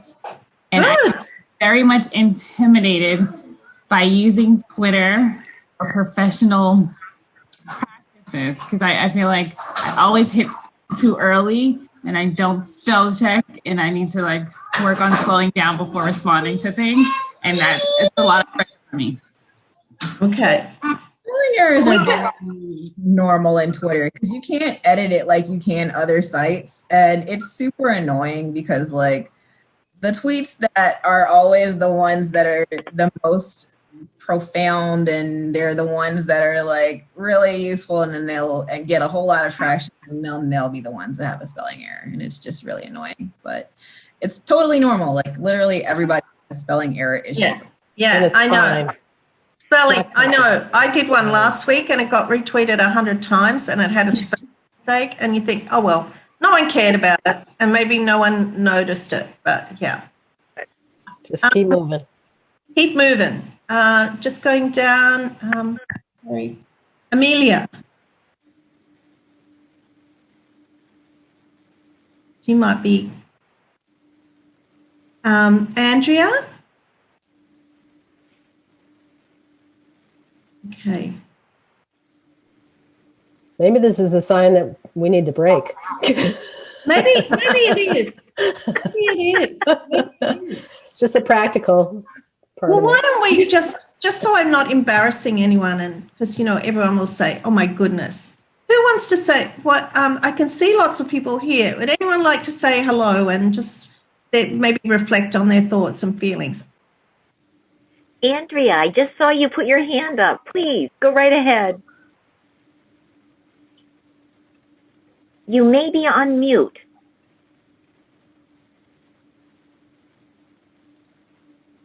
That's it's off mute. There you are. There you go. Hit the space bar. Space bar. Yep, she just muted herself. Do it again. Do it again. There you're okay. Speak. Now, can you hear me? Yes.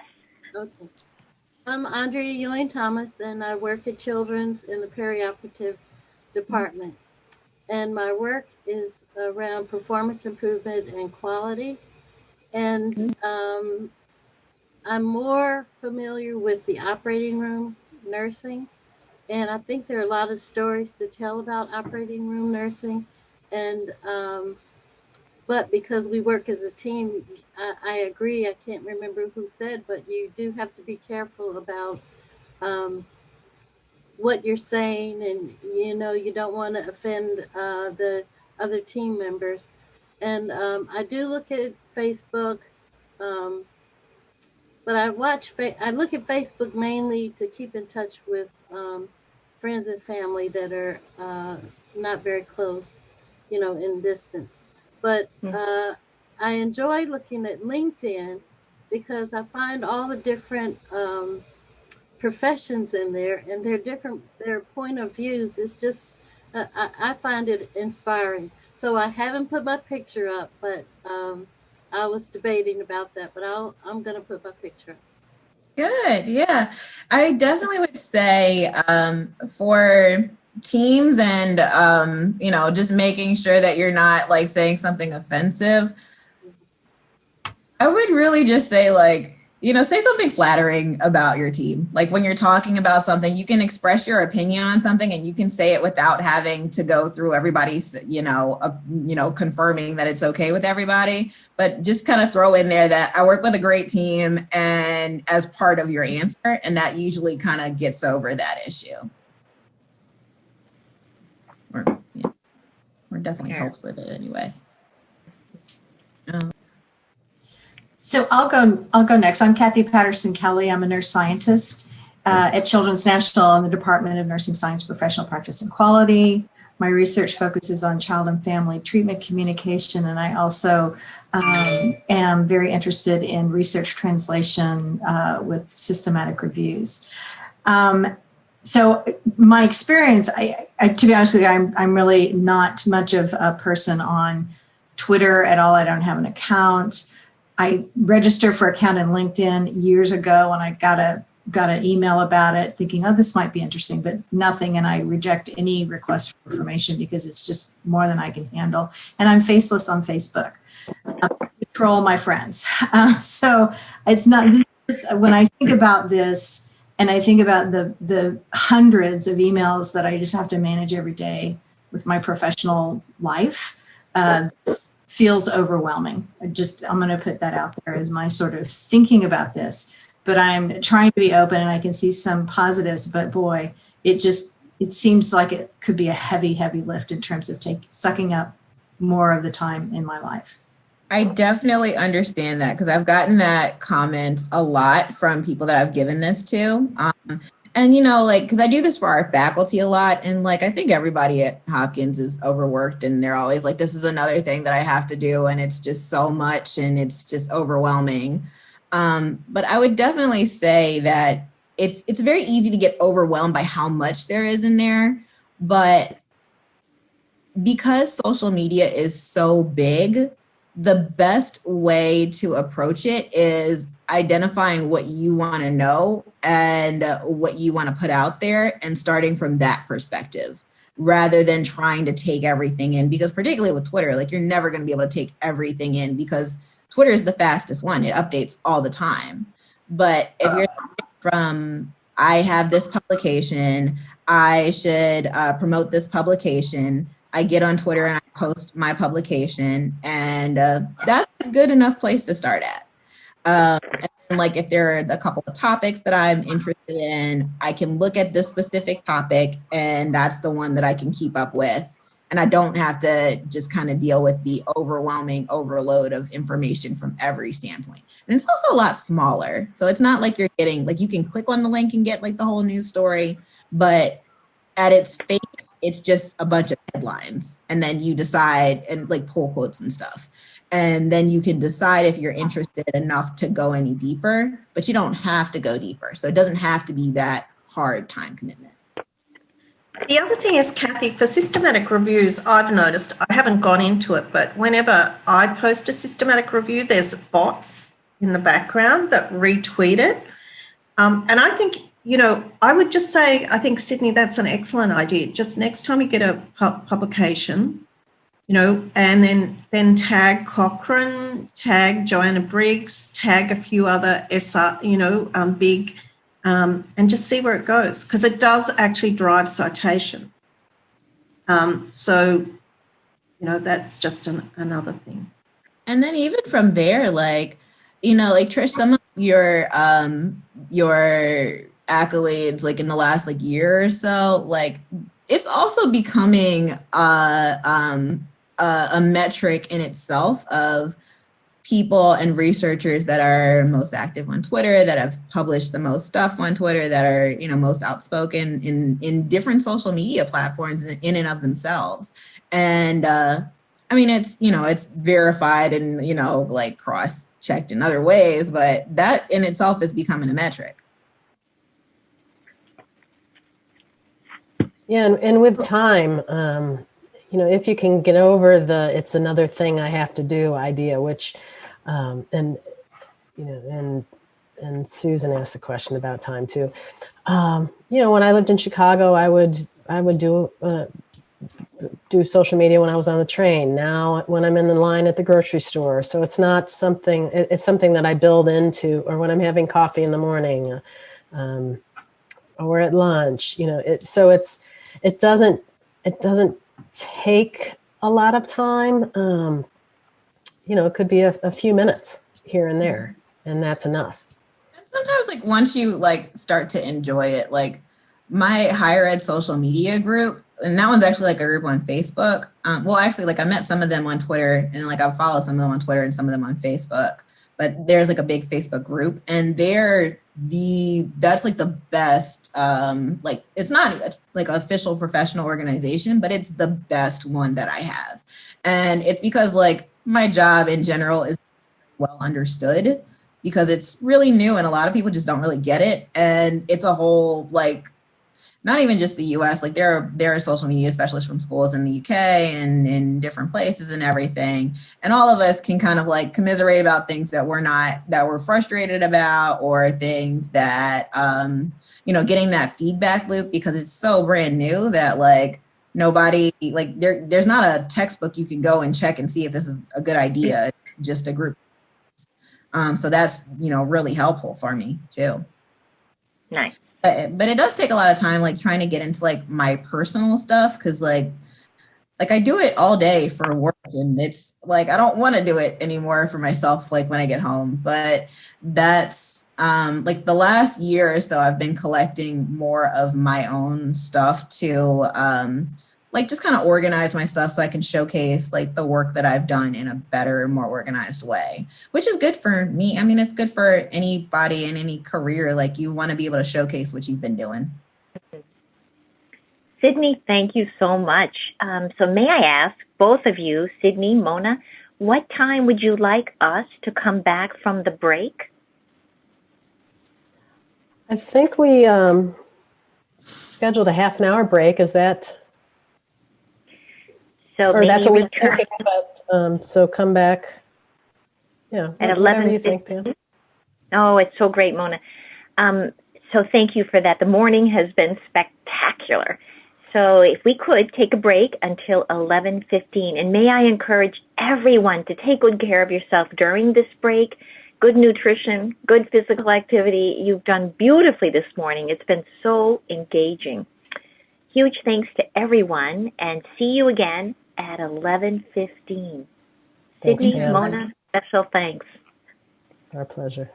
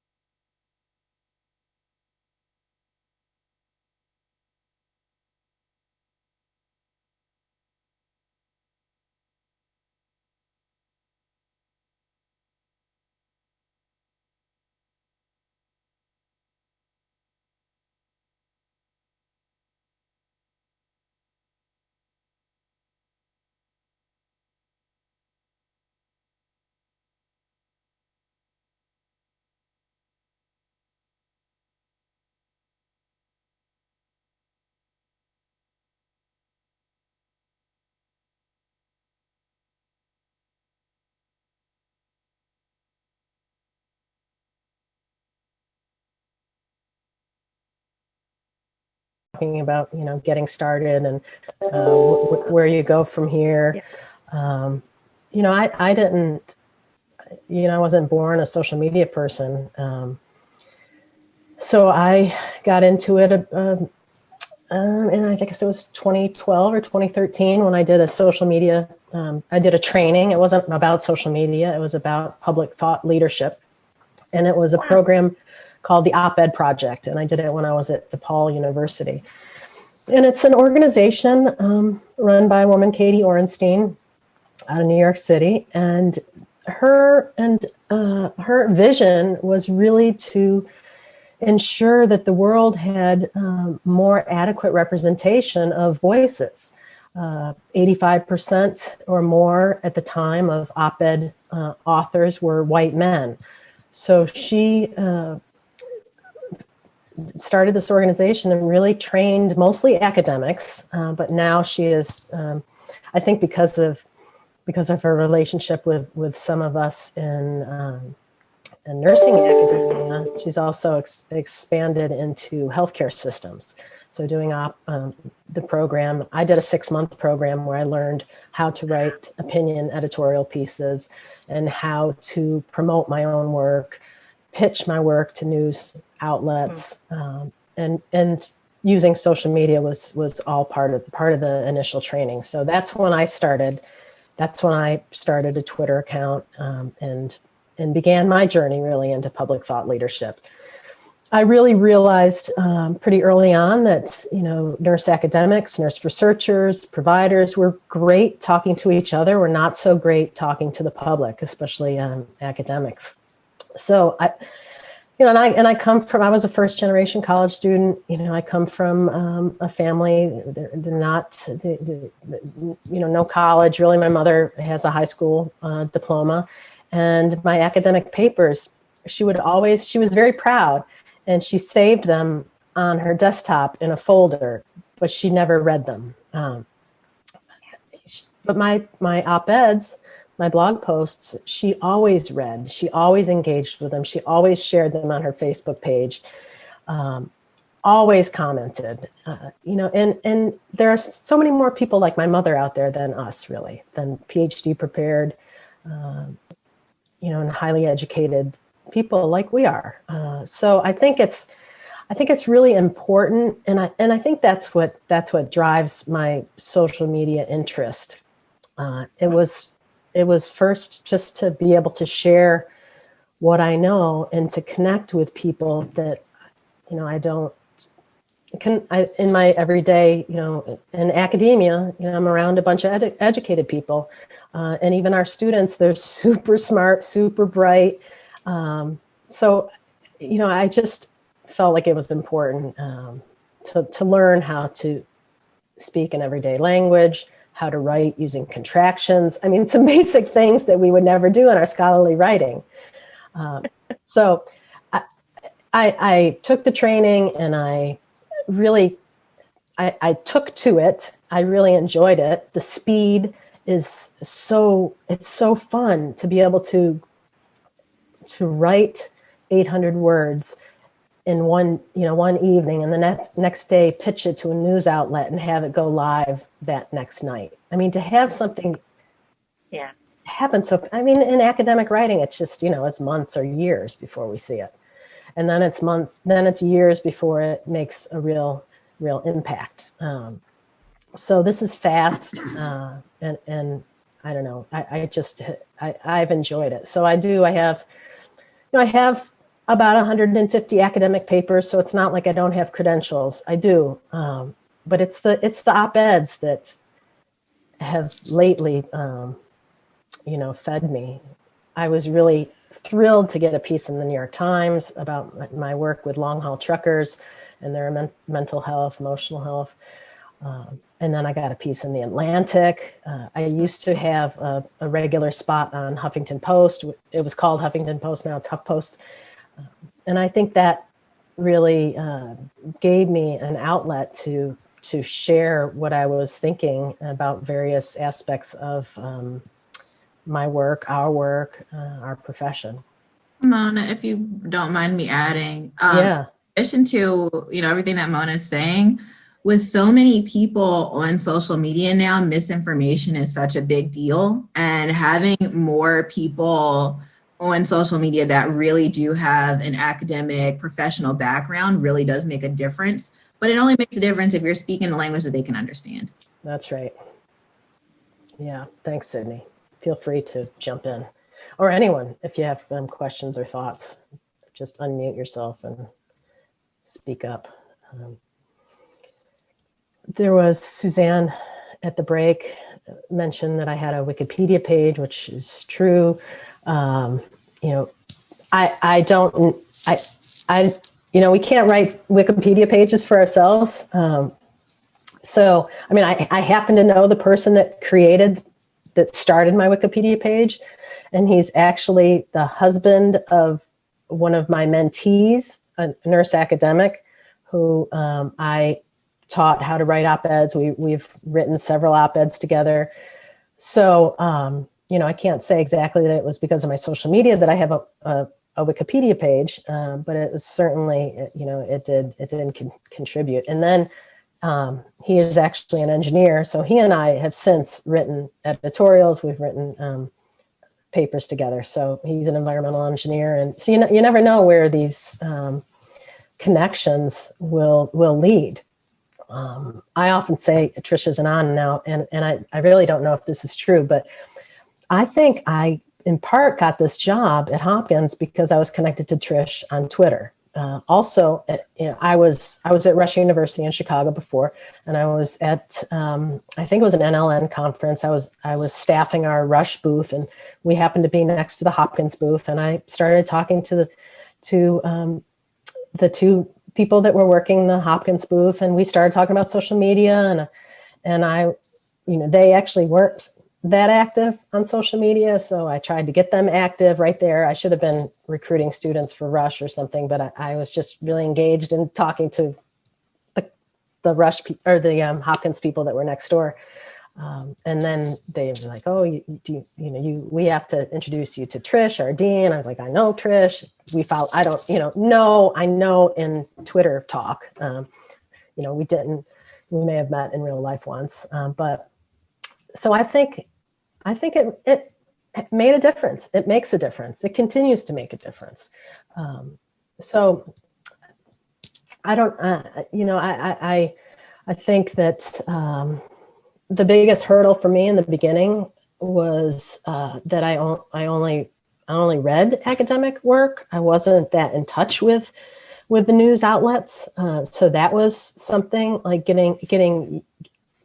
being more in the know, and maybe Sydney has some experiences with this too, working with faculty. I mean, we have our own blog, so if faculty want to write something, they work with Sydney to put it on our blog. We also have a relationship with the American Nurse, so we can write and post to the American Nurse.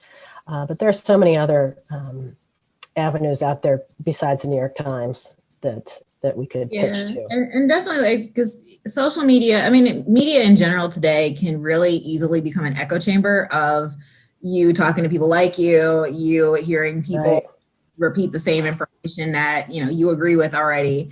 And I mean, you can just kind of work to get publications into different publications, into ones that you like and ones that you do agree with, but just a little like a step beyond your natural network. So like at Hopkins, our natural network is Hopkins, other Hopkins schools, our Hopkins blog. And then when we step out a little bit, it's getting into like the nursing professional organizations, but carrying that a little bit farther and getting that into New York Times or other media outlets and stuff too. And that just kind of gets it out of the nursing echo chamber. Yeah, Eileen. I want to use again just a case example because it gives me so many ideas of things we could have done or could do.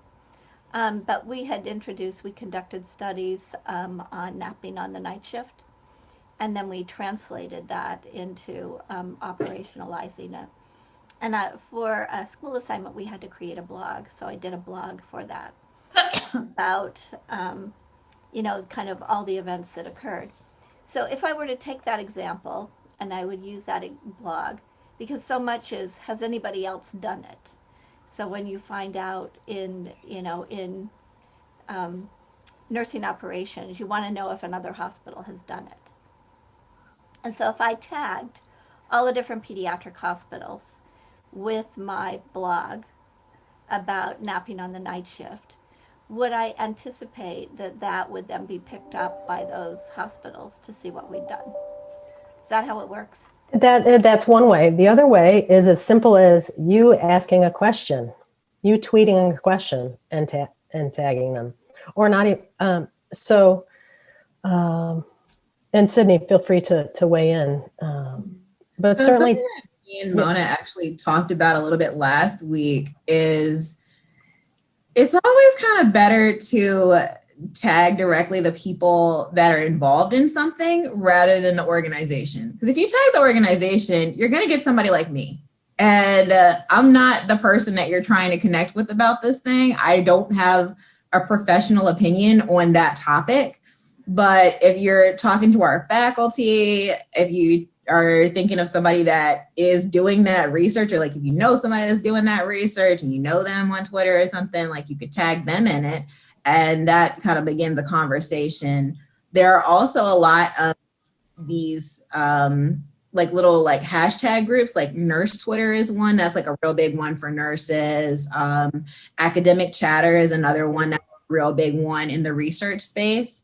But those are ones that'll have a lot of feedback on that. But if you tag like you might get them to retweet it, but they're more likely to retweet it if like they're part of the research team. So like I would only retweet something like that if some of our researchers were involved in the research project. Otherwise, I probably wouldn't.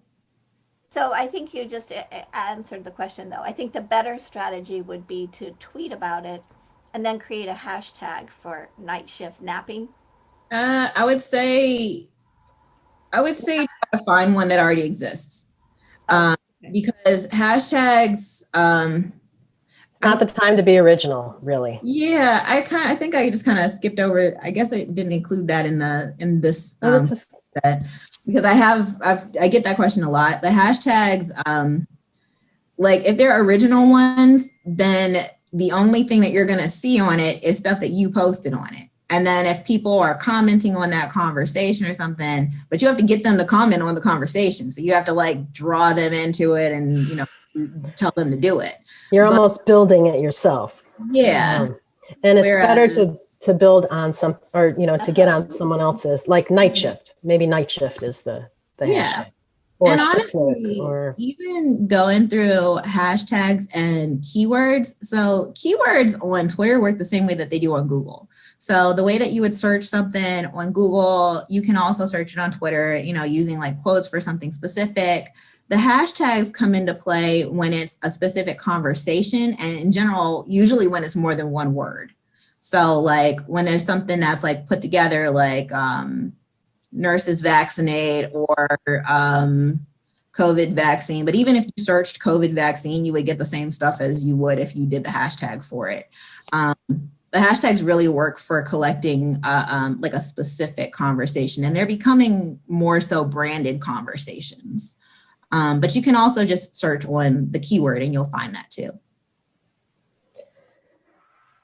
So, I think that's fascinating, that work, and tagging not only other health systems, but organizations, but really, like Sydney said, finding the people, the actual leaders, and you're all, so tagging individuals that you think would be interested.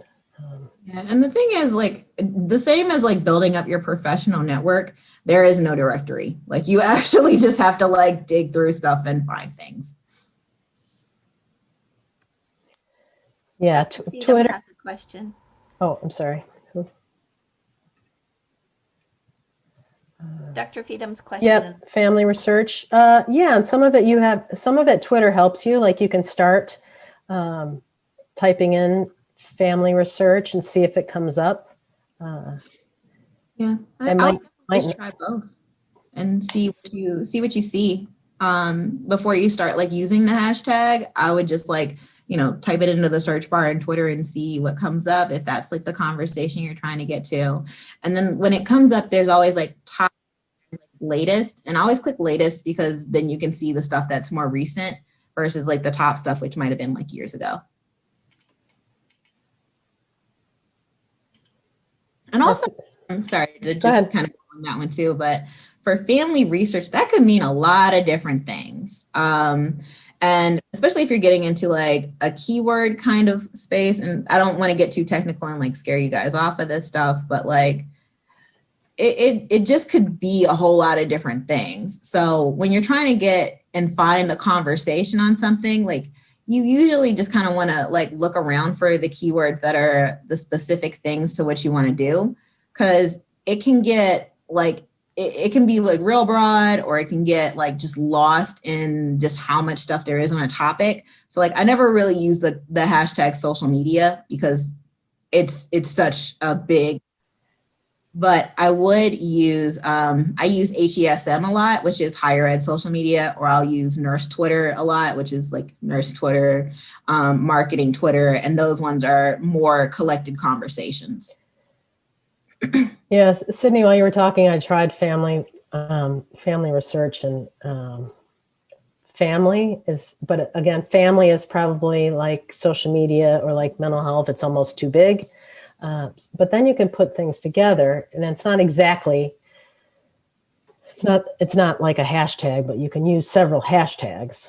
But some of this is just, going to the search bar in Twitter and in the top right-hand corner and trying, and which is what I just did with family research. Yeah. And I mean, I would think that like, if I saw family research, the first thing that I would think is that it's genealogy. So I wouldn't immediately realize that it was like an academic thing. Yeah. So we do have to try and think not like researchers. And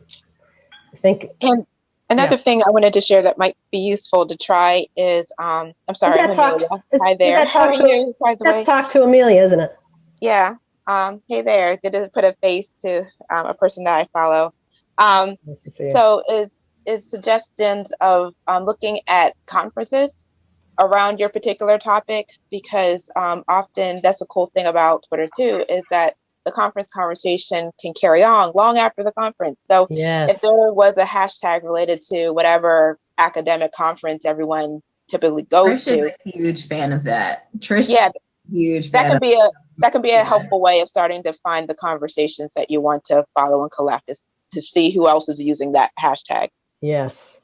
And then even like Trish is like a big fan of like virtually attending conferences. Yeah, really. Me too. You can kind of do that on Twitter. Like you can just kind of like comment on the stuff and like talk about the sessions and stuff like that. And you don't actually have to be there.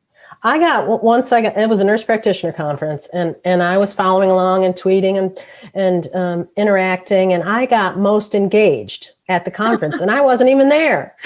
So, I mean, you really can engage with presenters and conference goers, even if you're not one actually physically present, or now virtually. Are there other questions or?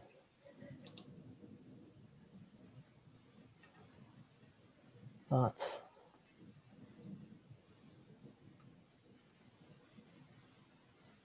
I could talk a little bit more. Oh, sorry. Just one thing, one plug. I wrote a book recently with colleagues Rebecca Darmach and Melissa Batchelor on social media for healthcare professionals, a guide to building your digital professional presence. So coming out in 2022, which seems like a really long way away, but that's it for my shameless plug. Published by Slack. So, really? Mona, if you have a chance to put that in the chat, that would be great. Sure, thanks. That's cool. I didn't know it was published by Slack, like the platform. No, Slack. Yeah, no. That would be no, not that Slack. Yeah, different Slack. It's the publisher that. It's a small publishing company in New Jersey. They're also the publisher of, I'm the editor of Journal of Psychosocial Nursing and Mental Health Services, and they publish that journal. and they have a book business unit too. So I'll put the title in the chat box. So Mona, use that example for us. So once it's published, what will you do with your social media account? Once the book is published, I will promote it like heck. So I will. Will you write something about it and then? Yeah, I'll probably send an image and a link of the cover, and I will tag my organization. I will tag my co-authors. I will tag anyone that I mentioned in the book. I will hope that all of those people retweet it, and that's sort of how it grows. And I'll do that several times. Stuff too. Yeah, true. Like you can directly like put it in the tweet, or like a lot of people will message like groups of people to retweet stuff. Honestly, I think it's extremely annoying when I get messages to retweet stuff, but it's very useful. I mean, it definitely works. Like it definitely works in like building up like presences for things, awareness for things. It's definitely a strategy that works. And if you did an interview, say someone interviewed you, like a book tour, like people do book tours, could you then also retweet like an audio clip of your book tour? And you put that in the tweet, and that would be linked? Okay. And I put it on cross platforms. I would put it on my LinkedIn, and I'd put it on Instagram, and so I would. But I don't know, Sydney, did you talk much about the differences? I mean, so like how you promote and how you. Yeah, you don't write it in the same way for each, but then maybe. So each platform has like a little bit, like you have the same basic topic feature that you're, but a lot of the times like you might change just the tone of the way that you're talking about it. I would say that Twitter and LinkedIn pretty much have the same tone, but they have different character limits. Like doesn't really have a character limit, but Twitter does. So you have to like shorten the stuff that you're going to say to like a brief blurb. Twitter uses the hashtag. LinkedIn actually does, but not as much. So you would probably just usually like if I'm changing something from Twitter to Facebook or LinkedIn, I take out the hashtags and I make them regular words. In Twitter, I tag people and stuff. I take out the tags and stuff when I'm posting it to Facebook or to LinkedIn. I will tag people on LinkedIn. I will not tag people on Facebook, just because Facebook tends to be more of a personal platform. So not everybody wants to be friended on Facebook from their professional stuff. So I generally don't tag people on it. But if I was like if this was like me posting something that I wrote with a colleague, I would probably tag them, but just like from the school's handle, I don't. And then like if I was posting it on Instagram is honestly like for me the most annoying one. You can't like pre-schedule stuff and it's just a lot longer. So I take out like it's more so the stuff that comes from our blog that goes more directly onto Instagram. Because it's a longer story, you have a longer clip from it. You can't use a link, not in the post. You just kind of share that to, you just kind of have a pull quote from it, and you can put a link in the bio, and a lot of people use that function. And then we could also do it in our stories, but it doesn't stick around there. Oh, and the shape of the graphics or things that you share also change. So like on Twitter, like they're the long rectangles. In stories, they're the vertical rectangles. Instagram is a square, but it has like another like rectangular or a vertical as well. But there are a lot of guides for that. It's not something that I would get too hung up on. Like you can always just kind of look that up. And then like a lot of platforms, if you're making like a graphic or something, like they have those built in that you can just make it Facebook size, Instagram size, Twitter size. And the video length also changes. Like Twitter's video length is only like 2 minutes and 20 seconds. So if you have anything longer than that, you can't share it on Twitter. And at that point, I'll just share like a graphic and link to the video on like YouTube or something. But Facebook and LinkedIn don't have that time limit.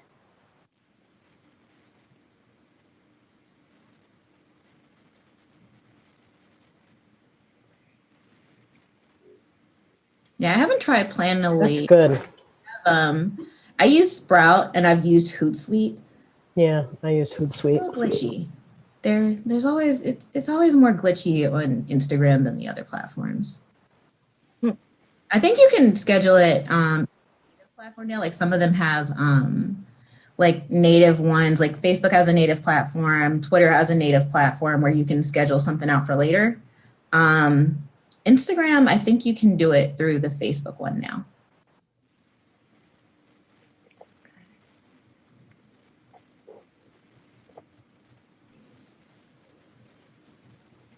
Any other thoughts or questions? Have any of you guys like started establishing like a digital presence? Like what have your experiences with thought leadership been? Like if you're blogging, if you're doing social media, do you have any things that you've run into? Hi, this is Amelia. I guess what has been interesting is the social media is research.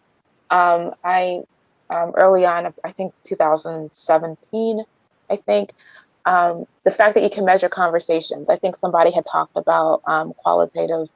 I love to hear more about that actually.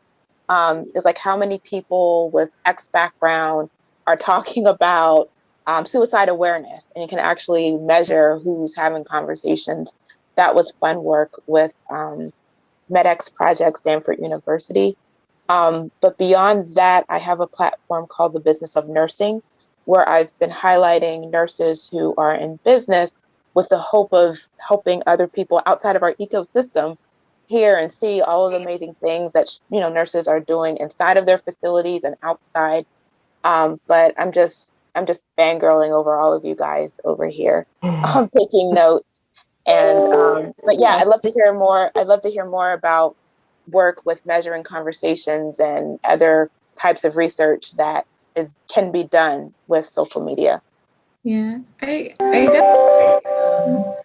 I definitely think like you can measure a lot of stuff with social media, and it really does get overlooked a lot from the standpoint. Like a lot of people just think that it's easy to do and you can just kind of throw stuff up there. And a lot of times like we'll get a lot more attention for like a magazine or something or a publication, but social media's reach is really, really, really big. And just the number of people that will see something that you post on social media, if if I post something from the Johns Hopkins School of Nursing, our Twitter chats, like when we do them, they're usually millions of impressions, or at least like 500,000 or something like that, which wow. If that was a newspaper, if that was a magazine, that would be astronomical reach. But on social media, that's normal, so that's a really big difference. I would also say that something that's really cool about social media is that it's a pretty immediate feedback loop. So I honestly, I don't measure stuff as much as I could.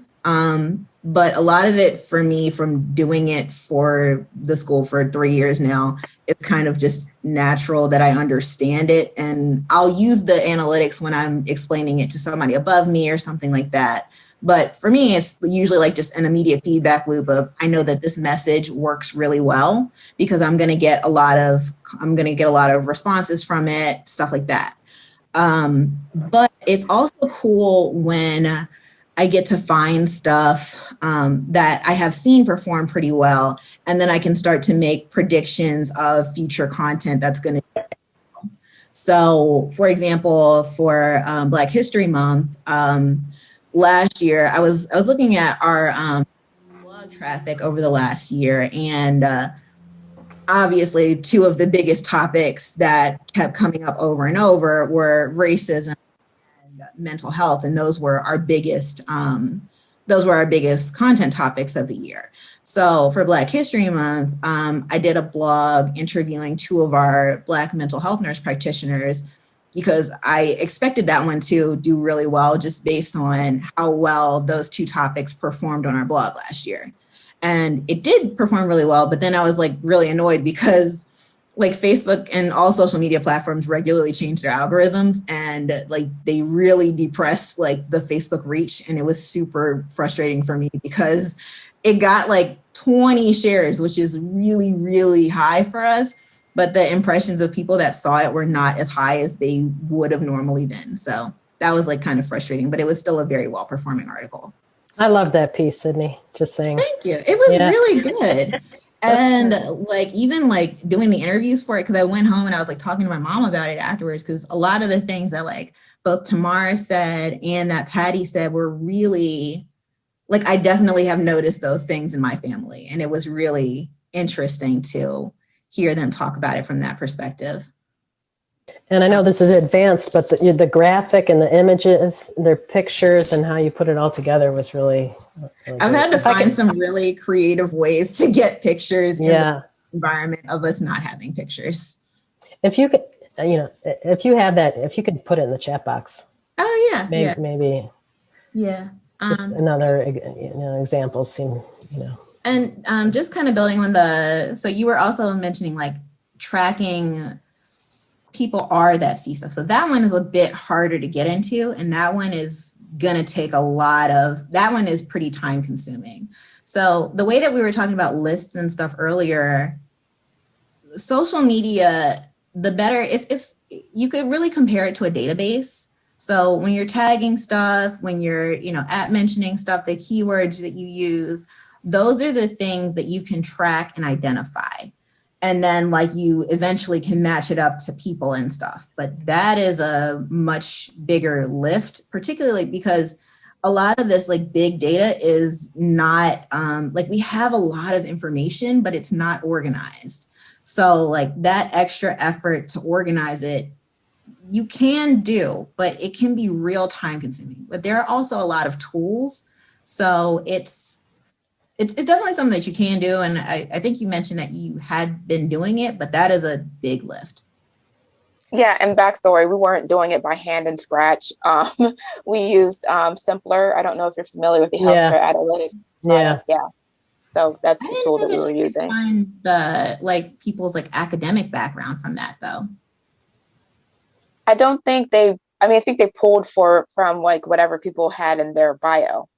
Okay, gotcha. See how many people who identified as blank were also using hashtag suicide awareness. Gotcha. Okay, that makes sense.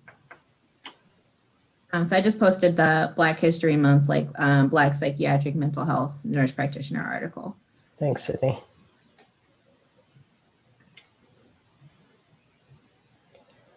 I wonder if, Sydney, because we have like 10 more minutes before the Twitter chat starts. I wonder, is there anything we need to do to prep for that, or for us all to prep for that? You guys can pull up your Twitter accounts now, and just, make sure that you can log in, and we can just start kind of looking at that a little bit. So I'm going to share my screen again, because I had this one tweet that I typically use for, how to do Twitter chats or how to participate in them. And Trish has joined us again. Hi, Trish. Welcome back. So just for everyone, just while Sydney's getting that up, we use this quite a bit as a teaching tool, and I sent out an article that we did on antimicrobial resistance.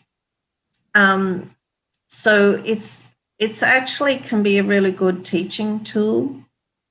And can be fun, and it doesn't have to be scary. That's right. And we have another paper coming out that Trish and Sydney and many of my PhD students, because we did a Twitter chat in philosophy of science class. Everybody's always kind of scared the first time they do it. Even like in that class, like I was actually in the room with them, and normally it's something like this where I'm like farther away, and all of the students were about my age, and like I said, like even people that are younger are not used to using social media in a professional in a professional way. So all of them were pretty nervous too.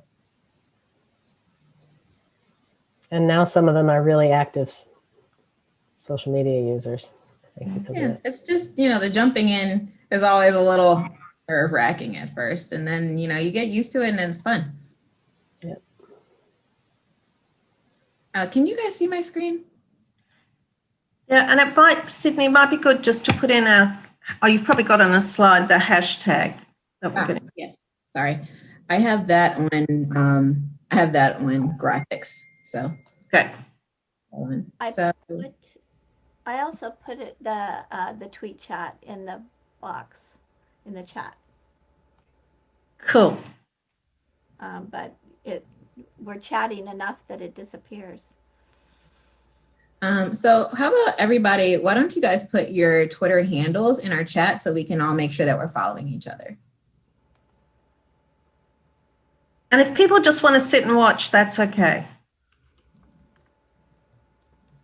How do I get to, where did it go? Oh, here it is. Okay, and so I was thinking that I'd host it from my personal social media account, and then I can retweet it from the schools. Trish, do you think I should host it from the schools or from mine? No, it's fine. Okay. Okay.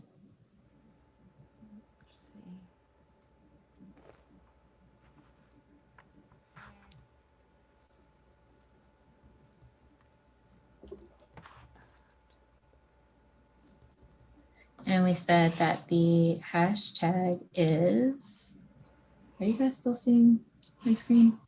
Hold on, sorry. I have. Can we see it? Okay. Nurses for vaccine equity.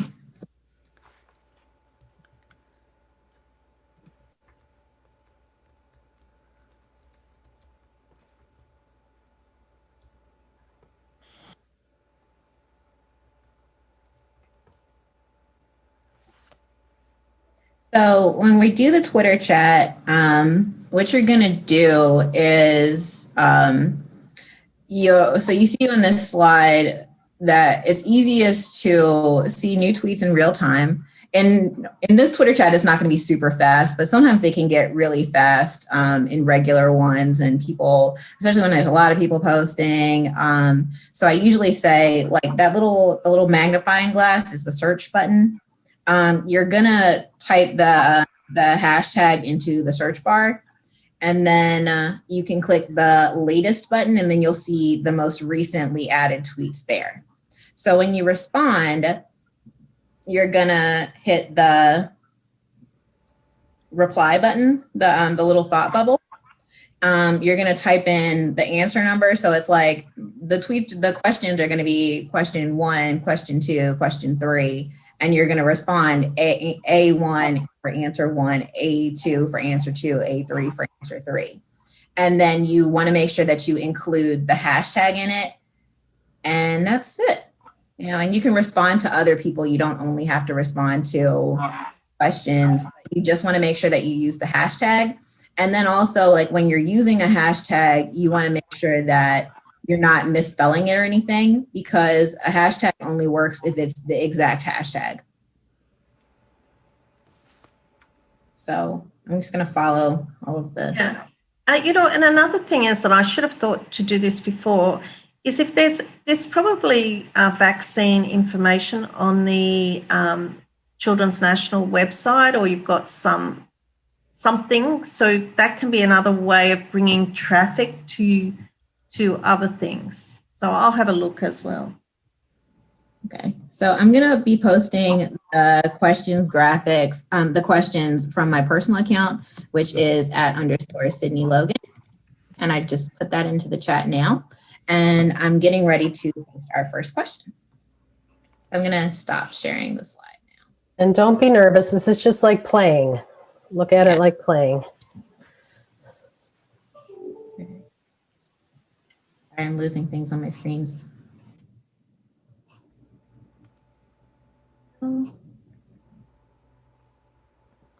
Okay.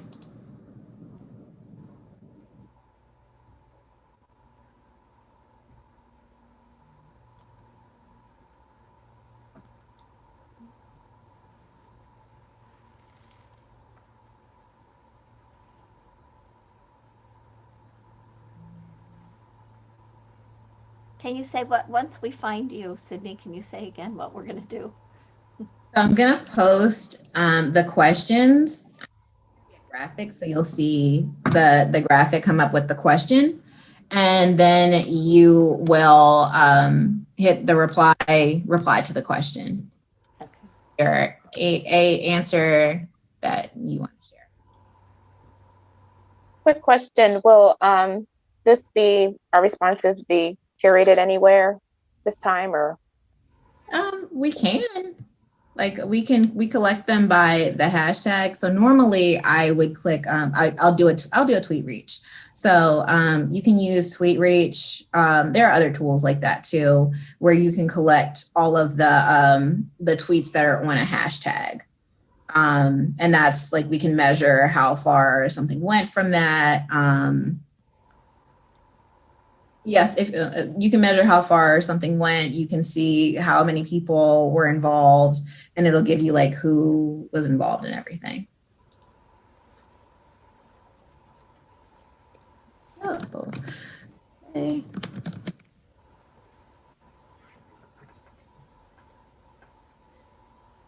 And Sydney, people can, if they want, just put the hashtag in the search bar, right? Or they can go to you. You can click on the search bar and you'll see me whether you follow me or not, because it'll come up when the Nurses for Vaccine Equity, and you'll see that. And just so people know, Children's doesn't block Twitter. There's no firewall that prevents you from pulling up Twitter on your computer.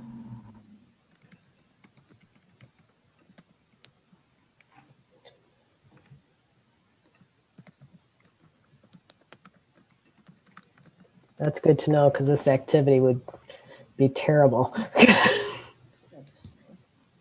I just posted the first question, so you guys should see it now in the search, or you'll see it if you follow me.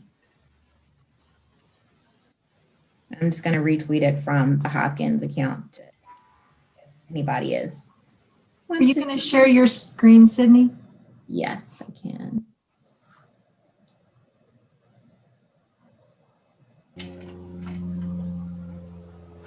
Nice graphic, Sydney. Thanks. So I just clicked onto the hashtag and I see mine is the top and this one is the most recent one. And then Trish's tweet from a couple days ago. And if I click latest, then I see these ones.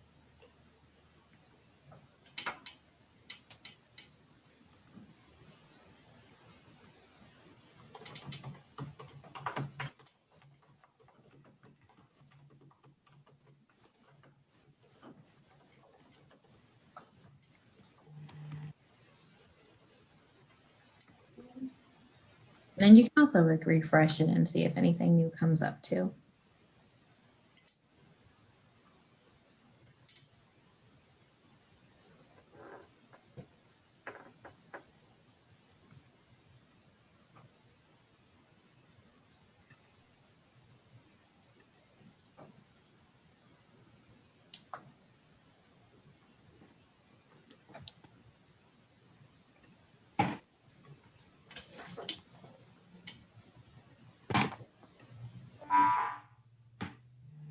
So Mona responded, "Are kids not getting usual care, including vaccinations?"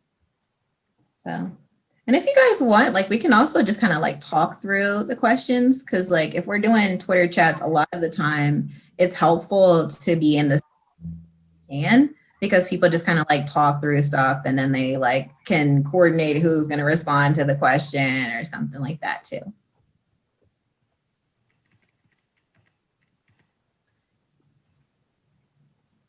So one of the things that I'm doing just as an experiment is I'm tagging some of the other children's hospitals and some of our pediatric faculty,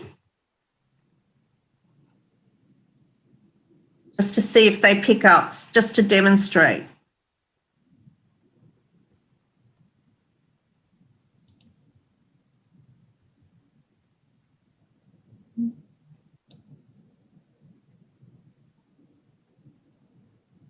Great, Amelia.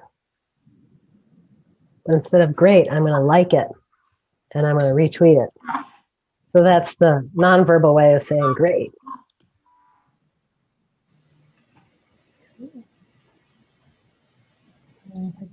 Again.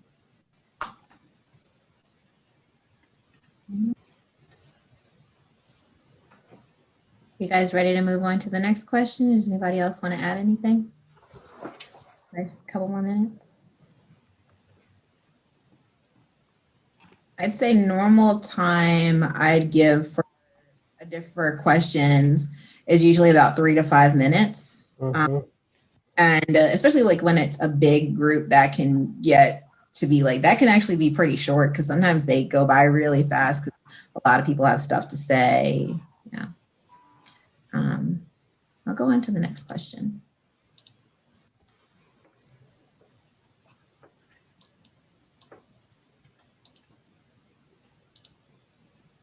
So the next question is going to be, just so you guys can get ready, what are some strategies to overcome vaccine hesitancy?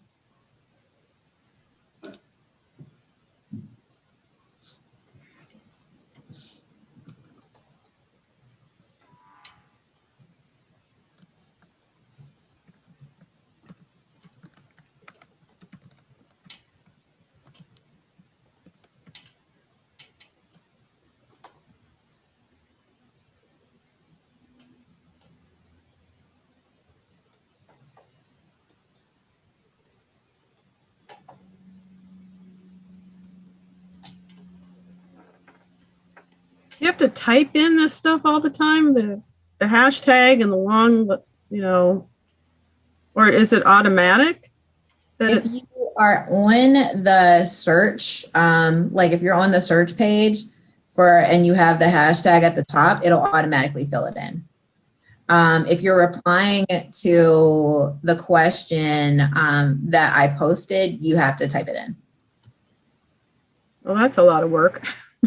Yeah. And there are tools that I know, well, I don't know if TweetDeck does it, but there are tools that will automatically keep the tweet in the post that you're talking about, but that might be more complicated than needed. So if I didn't put in a hashtag, what happens? It doesn't go into the conversation. If you don't have the hashtag, it doesn't. It gets lost in the mail. Yeah. Because Twitter, like we've been describing, like Twitter is really big. It's really fast. The way that things are collected is through hashtags, and mentions and stuff. If you include the hashtag, that's the only way that you'll see it. Or that's the only way that it'll show up as part of this, because you'll still see it on your page. Sometimes like when people forget the hashtag for something, like I can go back and what's your Twitter handle? Mine? Yes. At Deborah Derrickson. So I can go back and retweet it with the hashtag, and then that kind of like brings it back into the conversation. So this is good. So you can, yeah. So like. So the moral of the story is don't have long hashtag lettering. I just copy and paste. Copy and paste. I just have it on the clipboard. Yeah. Yeah, I mean, like, because you could make shorter hashtags, and sometimes that actually is a concern because, like, you also have a limited character number. But, sometimes, like, when you get into shorter hashtags, and that kind of becomes, like, a big, long acronym, and it's easier to read when it's a real word. And then I've just been on to the Children's National website, and, there's... I'm just going to do a tweet, and they've got a really great FAQ. So that's another way of driving people back to your. And a lot of times in these Twitter chats too, like people will share resources. It's also an opportunity to share your publications and stuff like that too.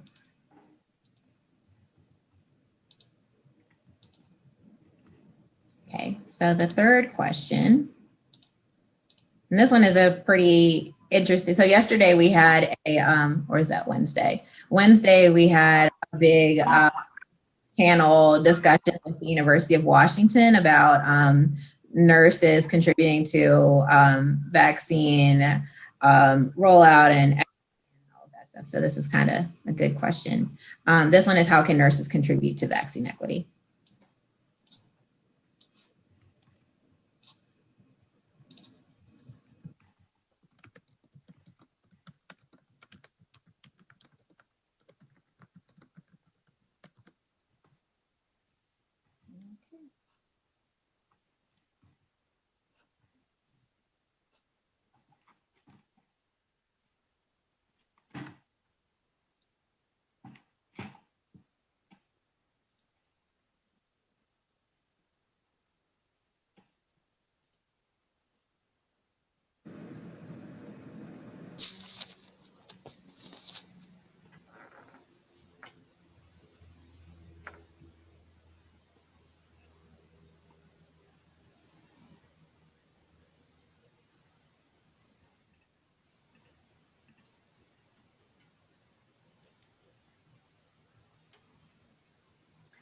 See, you know what is really cool?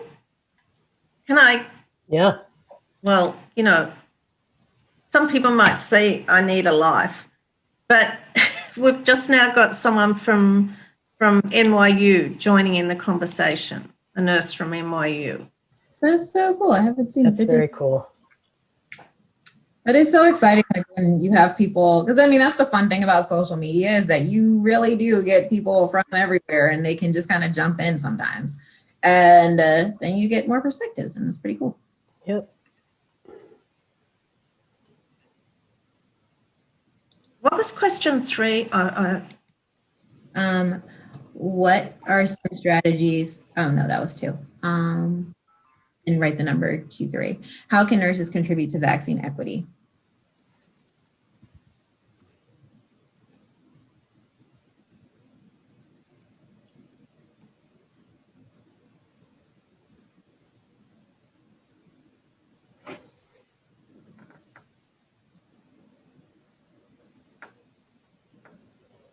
If anyone does not have a Twitter account and wants me to tweet their idea, I'm happy to do that and tag you.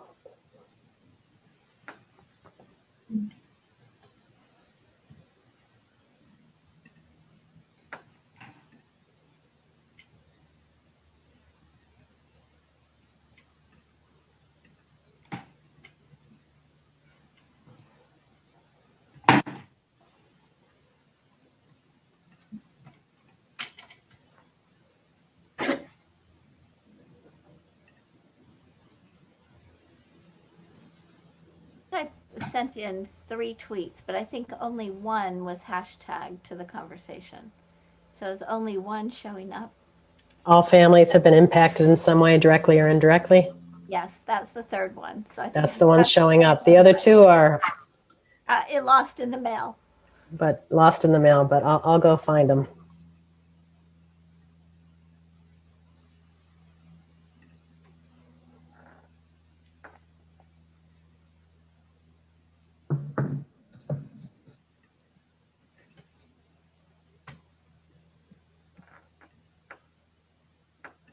There's one. And I added the hashtag to 1. Can you? But it's difficult to edit in the tweet once you put it, right? Yeah, you can. Yeah, it's done. Yeah. Let it go. It's almost better to type it out in another thing and then paste it into your Twitter. Yeah, I'll if I like see something and it's a mistake immediately, I'll just copy it and then delete the tweet and then repost it and Right. paste it and just fix it. But if you don't see it immediately, then it's just out there. I mean, you can still delete it, but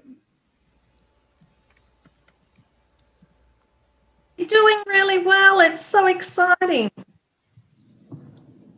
Yes. There's action. There's action.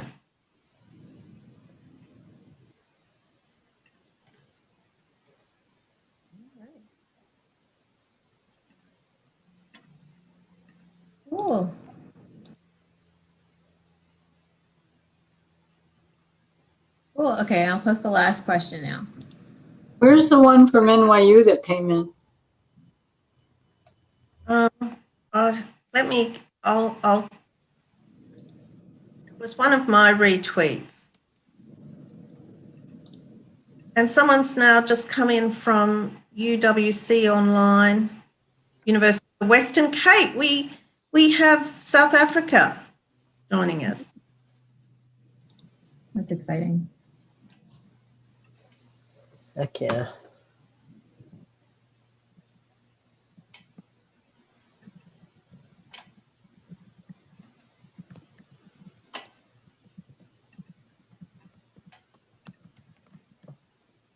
The last question is, what are some strategies for equitable vaccine distribution?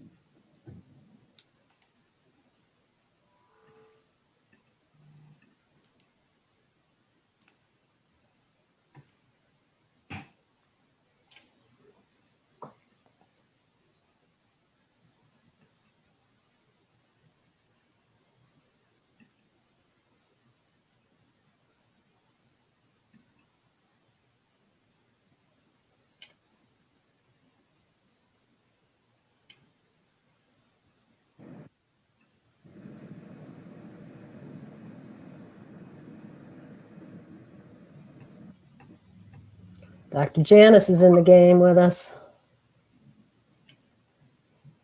Great. Sorry, what was that, Mona? Dr. Janice is in. Oh, good. Nice posting. Post.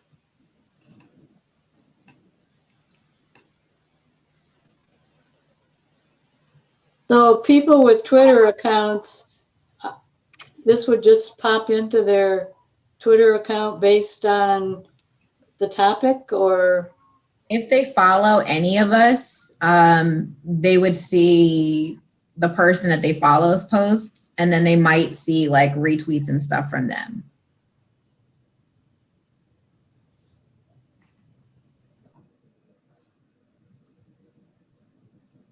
Or if we had any other hashtags, if someone searches a hashtag, it can come up. I mean, it might come up for vaccines. It might come up for COVID. Like out the hashtag, just the keywords, they can be visible too.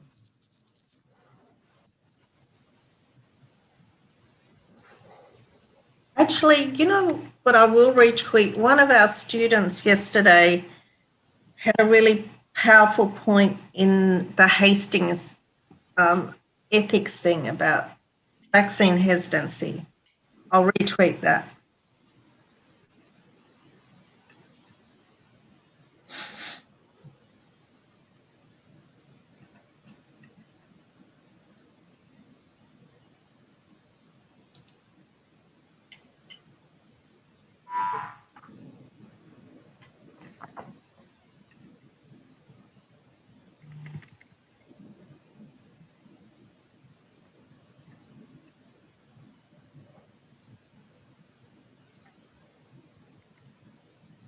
Cool. So we got a couple more.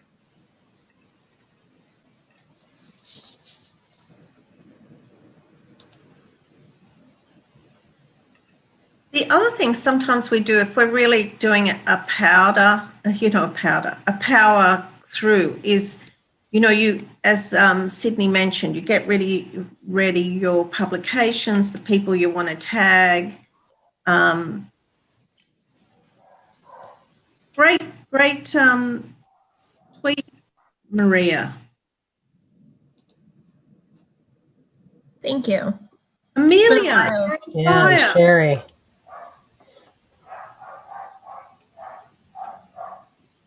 You guys have some really good insights here. This is a good topic.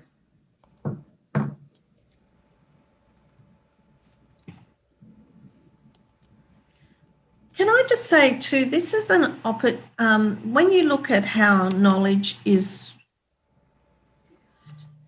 the world, you know, you in pediatrics actually have a lot of domain expertise in vaccinations. You know, you probably know more about vaccine hesitancy than people like me who, you know, tell people to get their flu shot. and then Pneumovax. So this is a way where you can really share your expertise, because it's like family-centered care. It all started in pediatrics. So this is where you can actually really advance, your thought leadership. That's a really great point. 'Cause I mean, that's not something that I think about very much, but like with vaccines, like the majority of the vaccines that you really have to get are, I mean, I'll not say majority, but like a lot of vaccines that you have to get are in childhood. And that's definitely a place where you guys have a lot to say. And also have had a lot of work dealing with, anti-vaccination,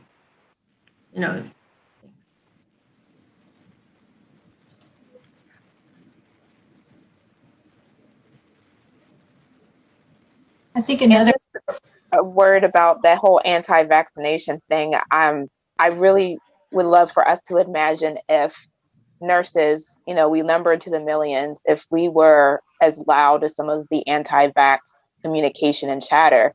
Can you imagine how that would have dampened things out? It would just be interesting to think about. That's right. That's exactly what I was trying to get at earlier with, like, you have a voice, and a lot of people that have nothing to say or have something negative to say or something like just anti-science to say, and they are not at all shy about saying these things. And, we need more people with academic backgrounds, with, the research backing to be as vocal or more vocal to really help people understand things that are real versus things that are not. And you do have to use their language, because if you're not using their language, then they're not going to hear you. I think also because as front healthcare workers, we have been privileged to get vaccinated early. And so we have our personal stories to share.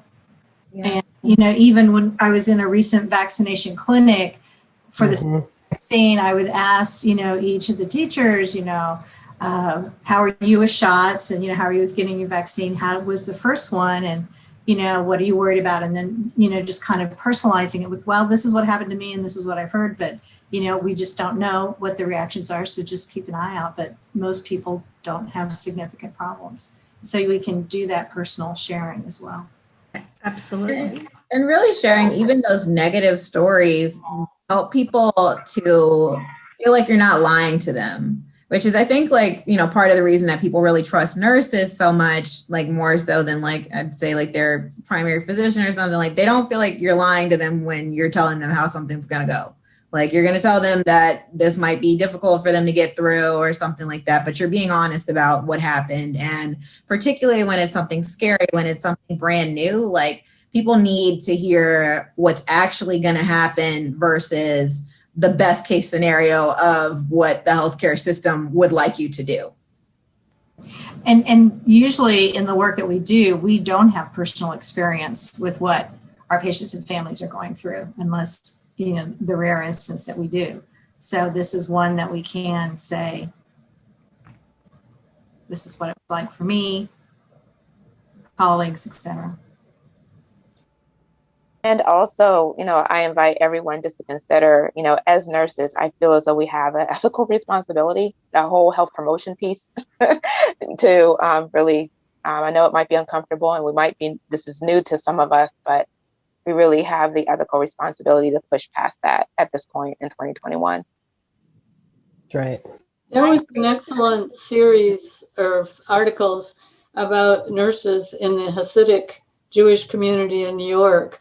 This was before COVID, who took all of the anti-vax statements and that was one of our students. One of our students was published that started, I think this year she started like right amid COVID, but she was an EMT and then she went back to school for nursing, but she was really, she was featured in one of those like really prominent articles in that community addressing like vaccine hesitancy and just resistance to the healthcare system.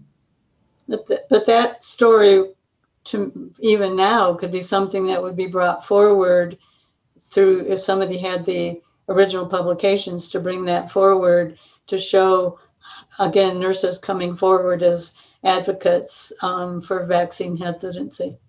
Mm-hmm. Mm-hmm. And I think if you've seen the vaccine hesitancy in the adult population, I think, once it becomes available with children, it's going to be even more amplified, and just the pushback on the other things such as measles and, whooping cough and all of those other things that you deal with on a regular basis.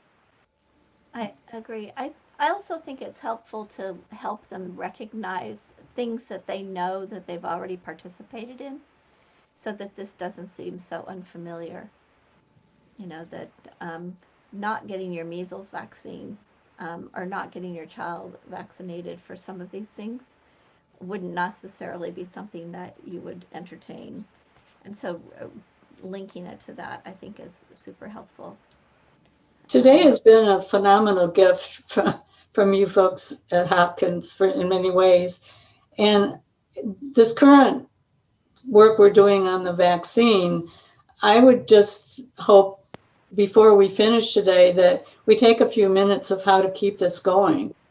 Because I just think, I respect so much everything about children's.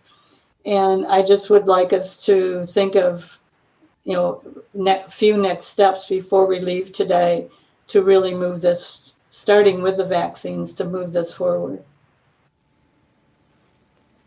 Thanks so much, Suzanne. And, what's a small world? Mona and Sydney, Suzanne was one of Jesse's mentors. So, it's a small world. But, the other thing is, what I think would be a phenomenal Twitter chat, and which is building upon the work that you're doing. Like, Pam, we use your legacy map in our leadership courses, and I know, Suzanne, you've done a lot of work. I mean, it would be a great Twitter chat to get people to think about a legacy. That's a great idea. And a point person for us about the topics that we're all mentioning would be Maria. She is well-versed in this world, and as is Amelia. So we actually have very seasoned people internally who are using these social media forums really to advance nursing, to advance ideas, and Children's National. So if we wanted to coordinate efforts, I think we have two champions internally who could guide us well over at least an introductory period. Yeah. And then the other thing is, and we went slowly today, but, the ones that really get the best traction is when you reach out to key people internationally. And that's generally when you see read the paper on antimicrobial resistance, so we had someone in South, we had someone.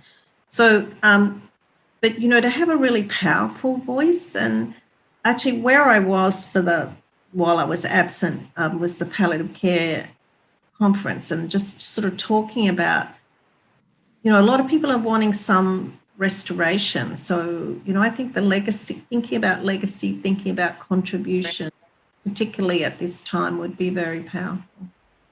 But I think... Thank you for that idea. Yeah. Thank you.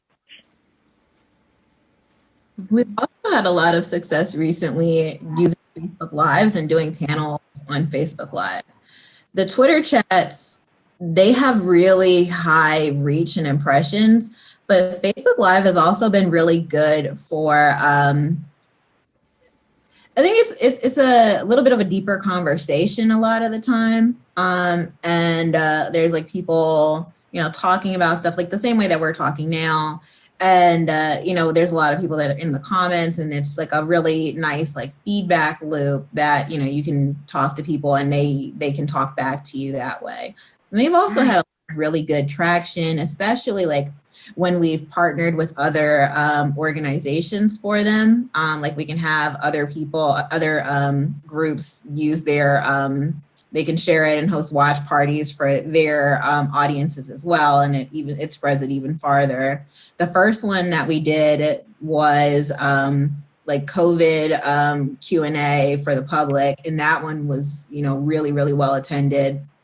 The next one that we did was Children at the Border, which was also very well attended. And we've had them about every month or so since November, and they've been doing very well. Trish.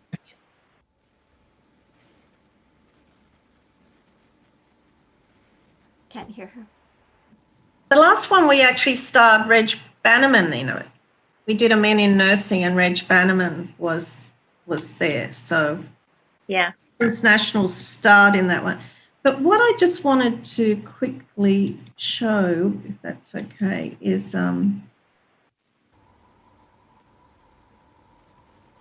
was just someone from Turkey. Like, this is just an example how quickly, if you want to disseminate. So someone from a university in Turkey has just followed, so that's just an example of, if you really want to spread an idea, or you've got a study that you want to get participants to join in your survey, you'll say, I've got this great new paper on this. You can just see how instantaneous it is. Yeah.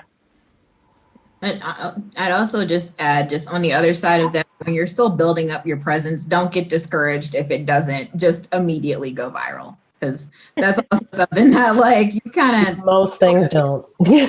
Huh?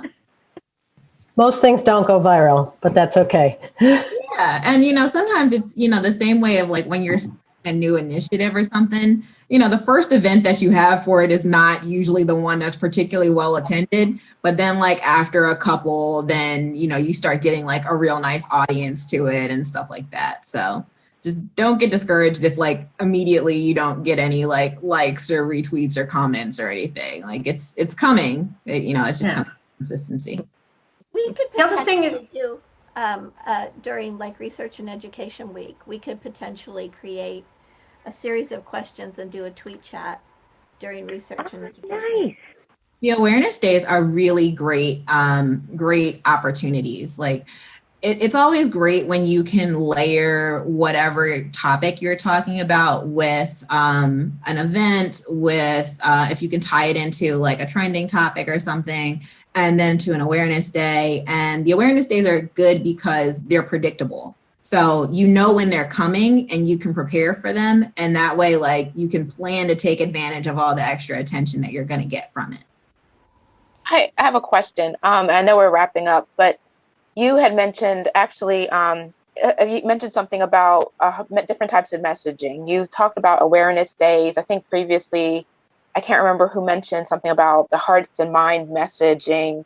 Like, what sort of messaging types should we be aware of? And open to hearing more. Messaging is very, messaging really depends on your audience. And that's not really something that you can, that's not really one that I can give you what's gonna work. Messaging just kind of is determined by, you have your key messages of what you're trying to communicate, but the things that are going to resonate with your audience is the things that you feel it out, and then you kind of figure it out. For us, on behalf of the school, some things that have really emerged as very strong messaging that I've kind of developed and nurtured along, or not necessarily that I did, but, like, ones that I've really found a lot of people using. The most trusted profession one is a real big one. Then for us, like, with the programs and stuff, I use U.S. News and World Report a lot. So we have the #1 ranked school, but, nurses, particularly advanced practice nurses, are all through the best jobs ranking. And really tying the best grad schools to best jobs is a really good way of showing social proof, showing that, this is not just, something that is just our idea is a good idea. Like, this is, like, other people also recognize that. And those ones have consistently performed the best for me. I'll also do, like, I have some Baltimore messaging that I've kind of developed over time too, because that's something that ones that, and it's usually something that Trish said, and I just thought that it was a particularly good statement, and then I've kind of nudged that along and built it out a little bit more to be something that we're going to keep talking about. So we'll say like we have excellence cornered because when we were at school, like it's directly across the street from the hospital, it's directly across the street from public health, and it's like a little Hopkins block, and we have a lot of relationships across schools that we can kind of go into and talk about a whole bunch of different topics, and they're literally right there. So it's right there. What else was I going to say? Oh, and the last thing that I would add, social media is people get worked up a lot. And there's a lot of people that will get really angry, but the other side of anger is pride. So people will get real worked up over something that they're angry about. But if you can tap into the thing that they're proud of, that they're good at, they get as worked up about that, which is part of why that most trusted profession thing always gets a lot of attention, even though like it does change. Like, so this year it was a little bit different because like last year that blew up. This year, after COVID, a lot of people were also very frustrated by that message because, you know, your most trusted profession, but you're not really treated very well over the course of the last year. A lot of people have not felt very safe. They've not felt very heard or listened to, but you still have this most trusted profession thing. And it's just been very frustrating. So it's just a little bit more nuanced, but it's still that pride of, it's more like a righteous pride, I would say this time. Like rather than like a respected pride, like this time it's like a righteous pride. But pride also works people up just as much as anger does. Boy, that's very insightful, Sydney. Thank you.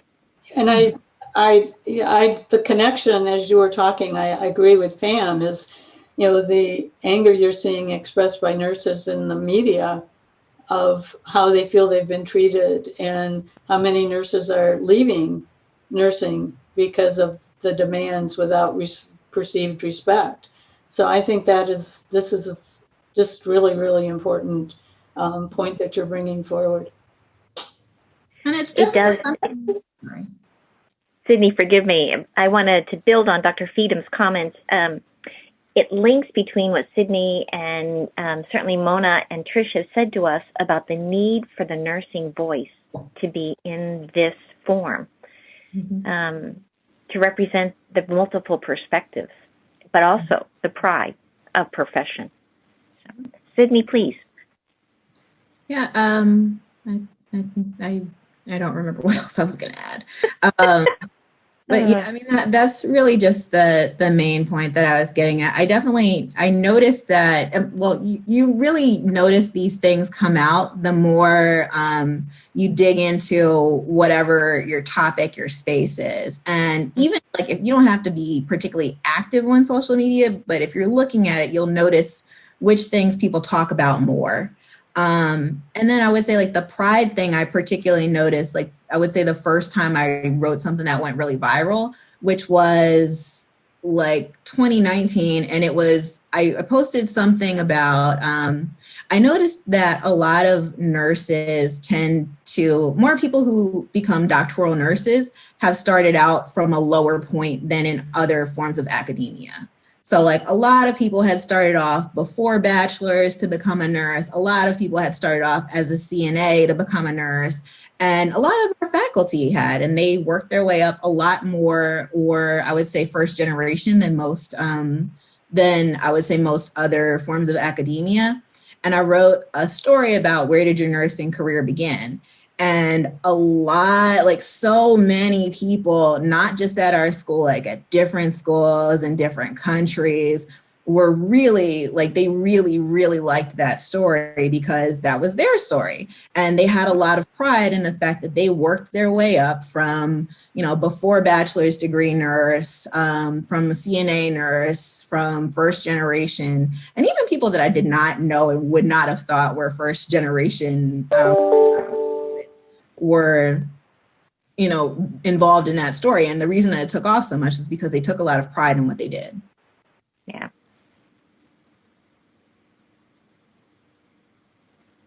one other thing that I would add is how you sort of manage up and work the system.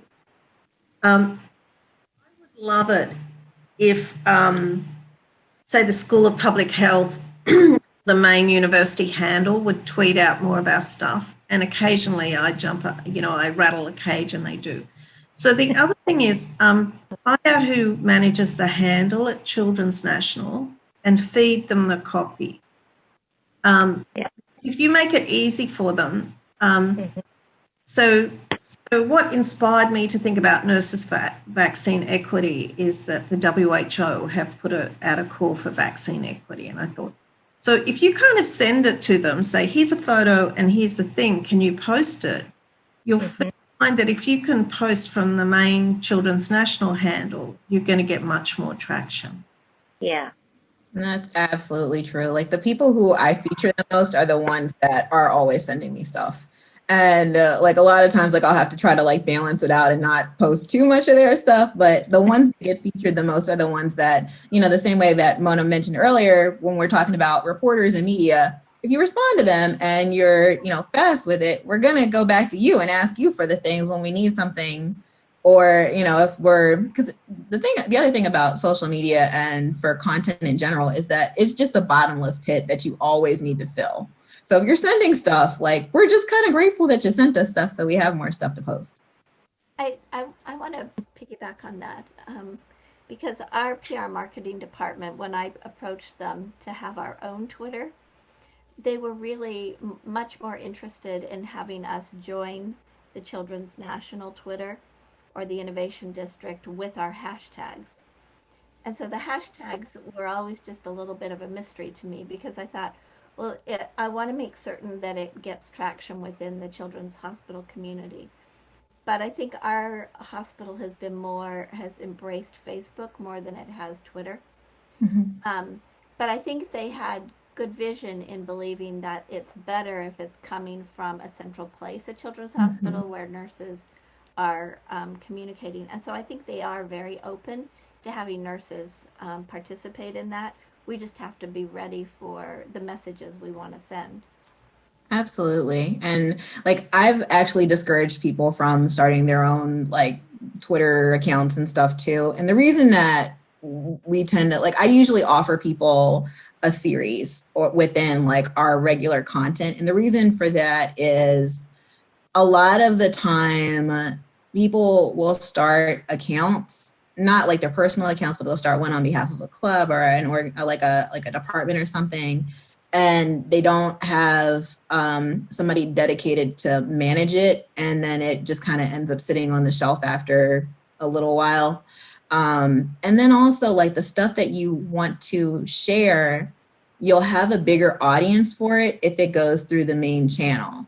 So a lot of the time I'll offer groups like a series within our blog that carries across our social media that highlights, the group that, we're discussing.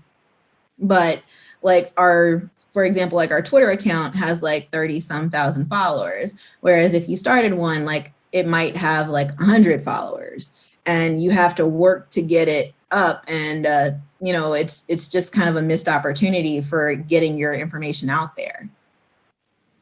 And then particularly like with the students and stuff too, because the students, like there's really high turnover with students, like the master's entry, which is like the biggest class, they're only here for 2 years. And then, it's passed down, but, the next iteration of that group or that club may not be that involved or interested in social media. And then it's just kind of sitting there again. But I do like to feature them across social media. And also just because, it's a part of our school, it's part of our community. These are the stories that we have to tell. So we want to share that and get that out there. I would definitely say that the Facebook is really just the biggest one. So there's always going to be the most people on that. And then like, you're just going to get to people more just because they're there. Like they have the pages and stuff there. Beyond our main school page and then like the main Hopkins medicine page, there are like some like smaller Johns Hopkins nurses groups that are not like something I manage or something that's involved with the school. It's just on behalf of the nurses at the hospital, and they share like their personal stuff, their personal stories, and it's like a closed group. But it's because it's on Facebook because the nurses are just on Facebook and they want to share stuff with each other, and it's easy for them to have access to each other. So I think we're coming to the end of the time, and so we just might, I think, really take our Suzanne's point is, if there's any local things that you want to bring together as a thread. But I just really want to thank Mona and Sydney for their expertise, sharing, and just for engagement. It's always wonderful to be with you, and I just think the world should know all the great things that you do. So, Suzanne or Pam, would you like to sort of bring the group together around next steps? We shall indeed, and I'm actually going to reach out. I was just thinking about doing it by Twitter to Maria and to Amelia to actually plan our next steps. I really want to thank you for motivating us, galvanizing us really into doing so. This is such a fantastic setting, and it's always been our privilege to host you, Trish, whenever you can visit us. And now, of course, to know Mona and Sydney, we're feeling triply fortunate. So thank you. We shall indeed do much with this. And just to share with you, Sydney, Mona, Trish joined us about 3 weeks ago to also offer a workshop on publishing. And since that time, two of us have actually submitted another paper. And we really credit Trish with that workshop and are following up now with others who participated to see how we can formally support them. So each time we have the privilege of interacting with staff and faculty from the School of Nursing, we are better, we're stronger, and maybe even more activists than we were before. So I thank you all for today. Each one of you has a very effective style of creating motion and stepping forward. And boy, that's needed in this world, so thank you so very much. I'd like to take just a moment, hope I can do this without getting sentimental, but I want to say goodbye to Trish, and I want to thank you. You have been such a profound leader for nursing, for healthcare here in America and beyond, and your tenure here has been one that has given me so much professional pride. I thank you for being the person you are, and I thank you for being, of course, affiliated with us through our scientific advisory committee. I'm very grateful for that. But for your spirit, Trish, you really represent all of healthcare very well, but most especially us in nursing. I know you'll do the same in your new role back in Australia. Well, thank you, Pam. And I'm not going to go far. I'm also hoping that they'll still have me for a little while on the board. This is the great thing about the virtual world, and you all have to come see me in Australia. Absolutely, shall do. Well, and I just wanted to also, add, and I did get teary yesterday with Sydney about just the great work that you do at Children's National and all that you stand for. And it's just exceptional work. And so we are really, really grateful and stronger together. And I'm really sure that, it's up to each and every one of us to make sure that we maintain those strong links and bonds. So thank you so very much. Absolutely. Thank you. Thank you, Trish. So Amelia and Maria, I'll be ready. I'll be reaching out to you today to begin our planning and our plotting, and this will be great fun. To every one of you, thank you so much for caring about being an effective voice. I trust your voices. I look forward to seeing them now in different forms and to supporting you in your activism. Thank you all. More to come. And please, if you would, each of you, take the very best care. My best to all. Bye now. Thank you. Bye. Thank you.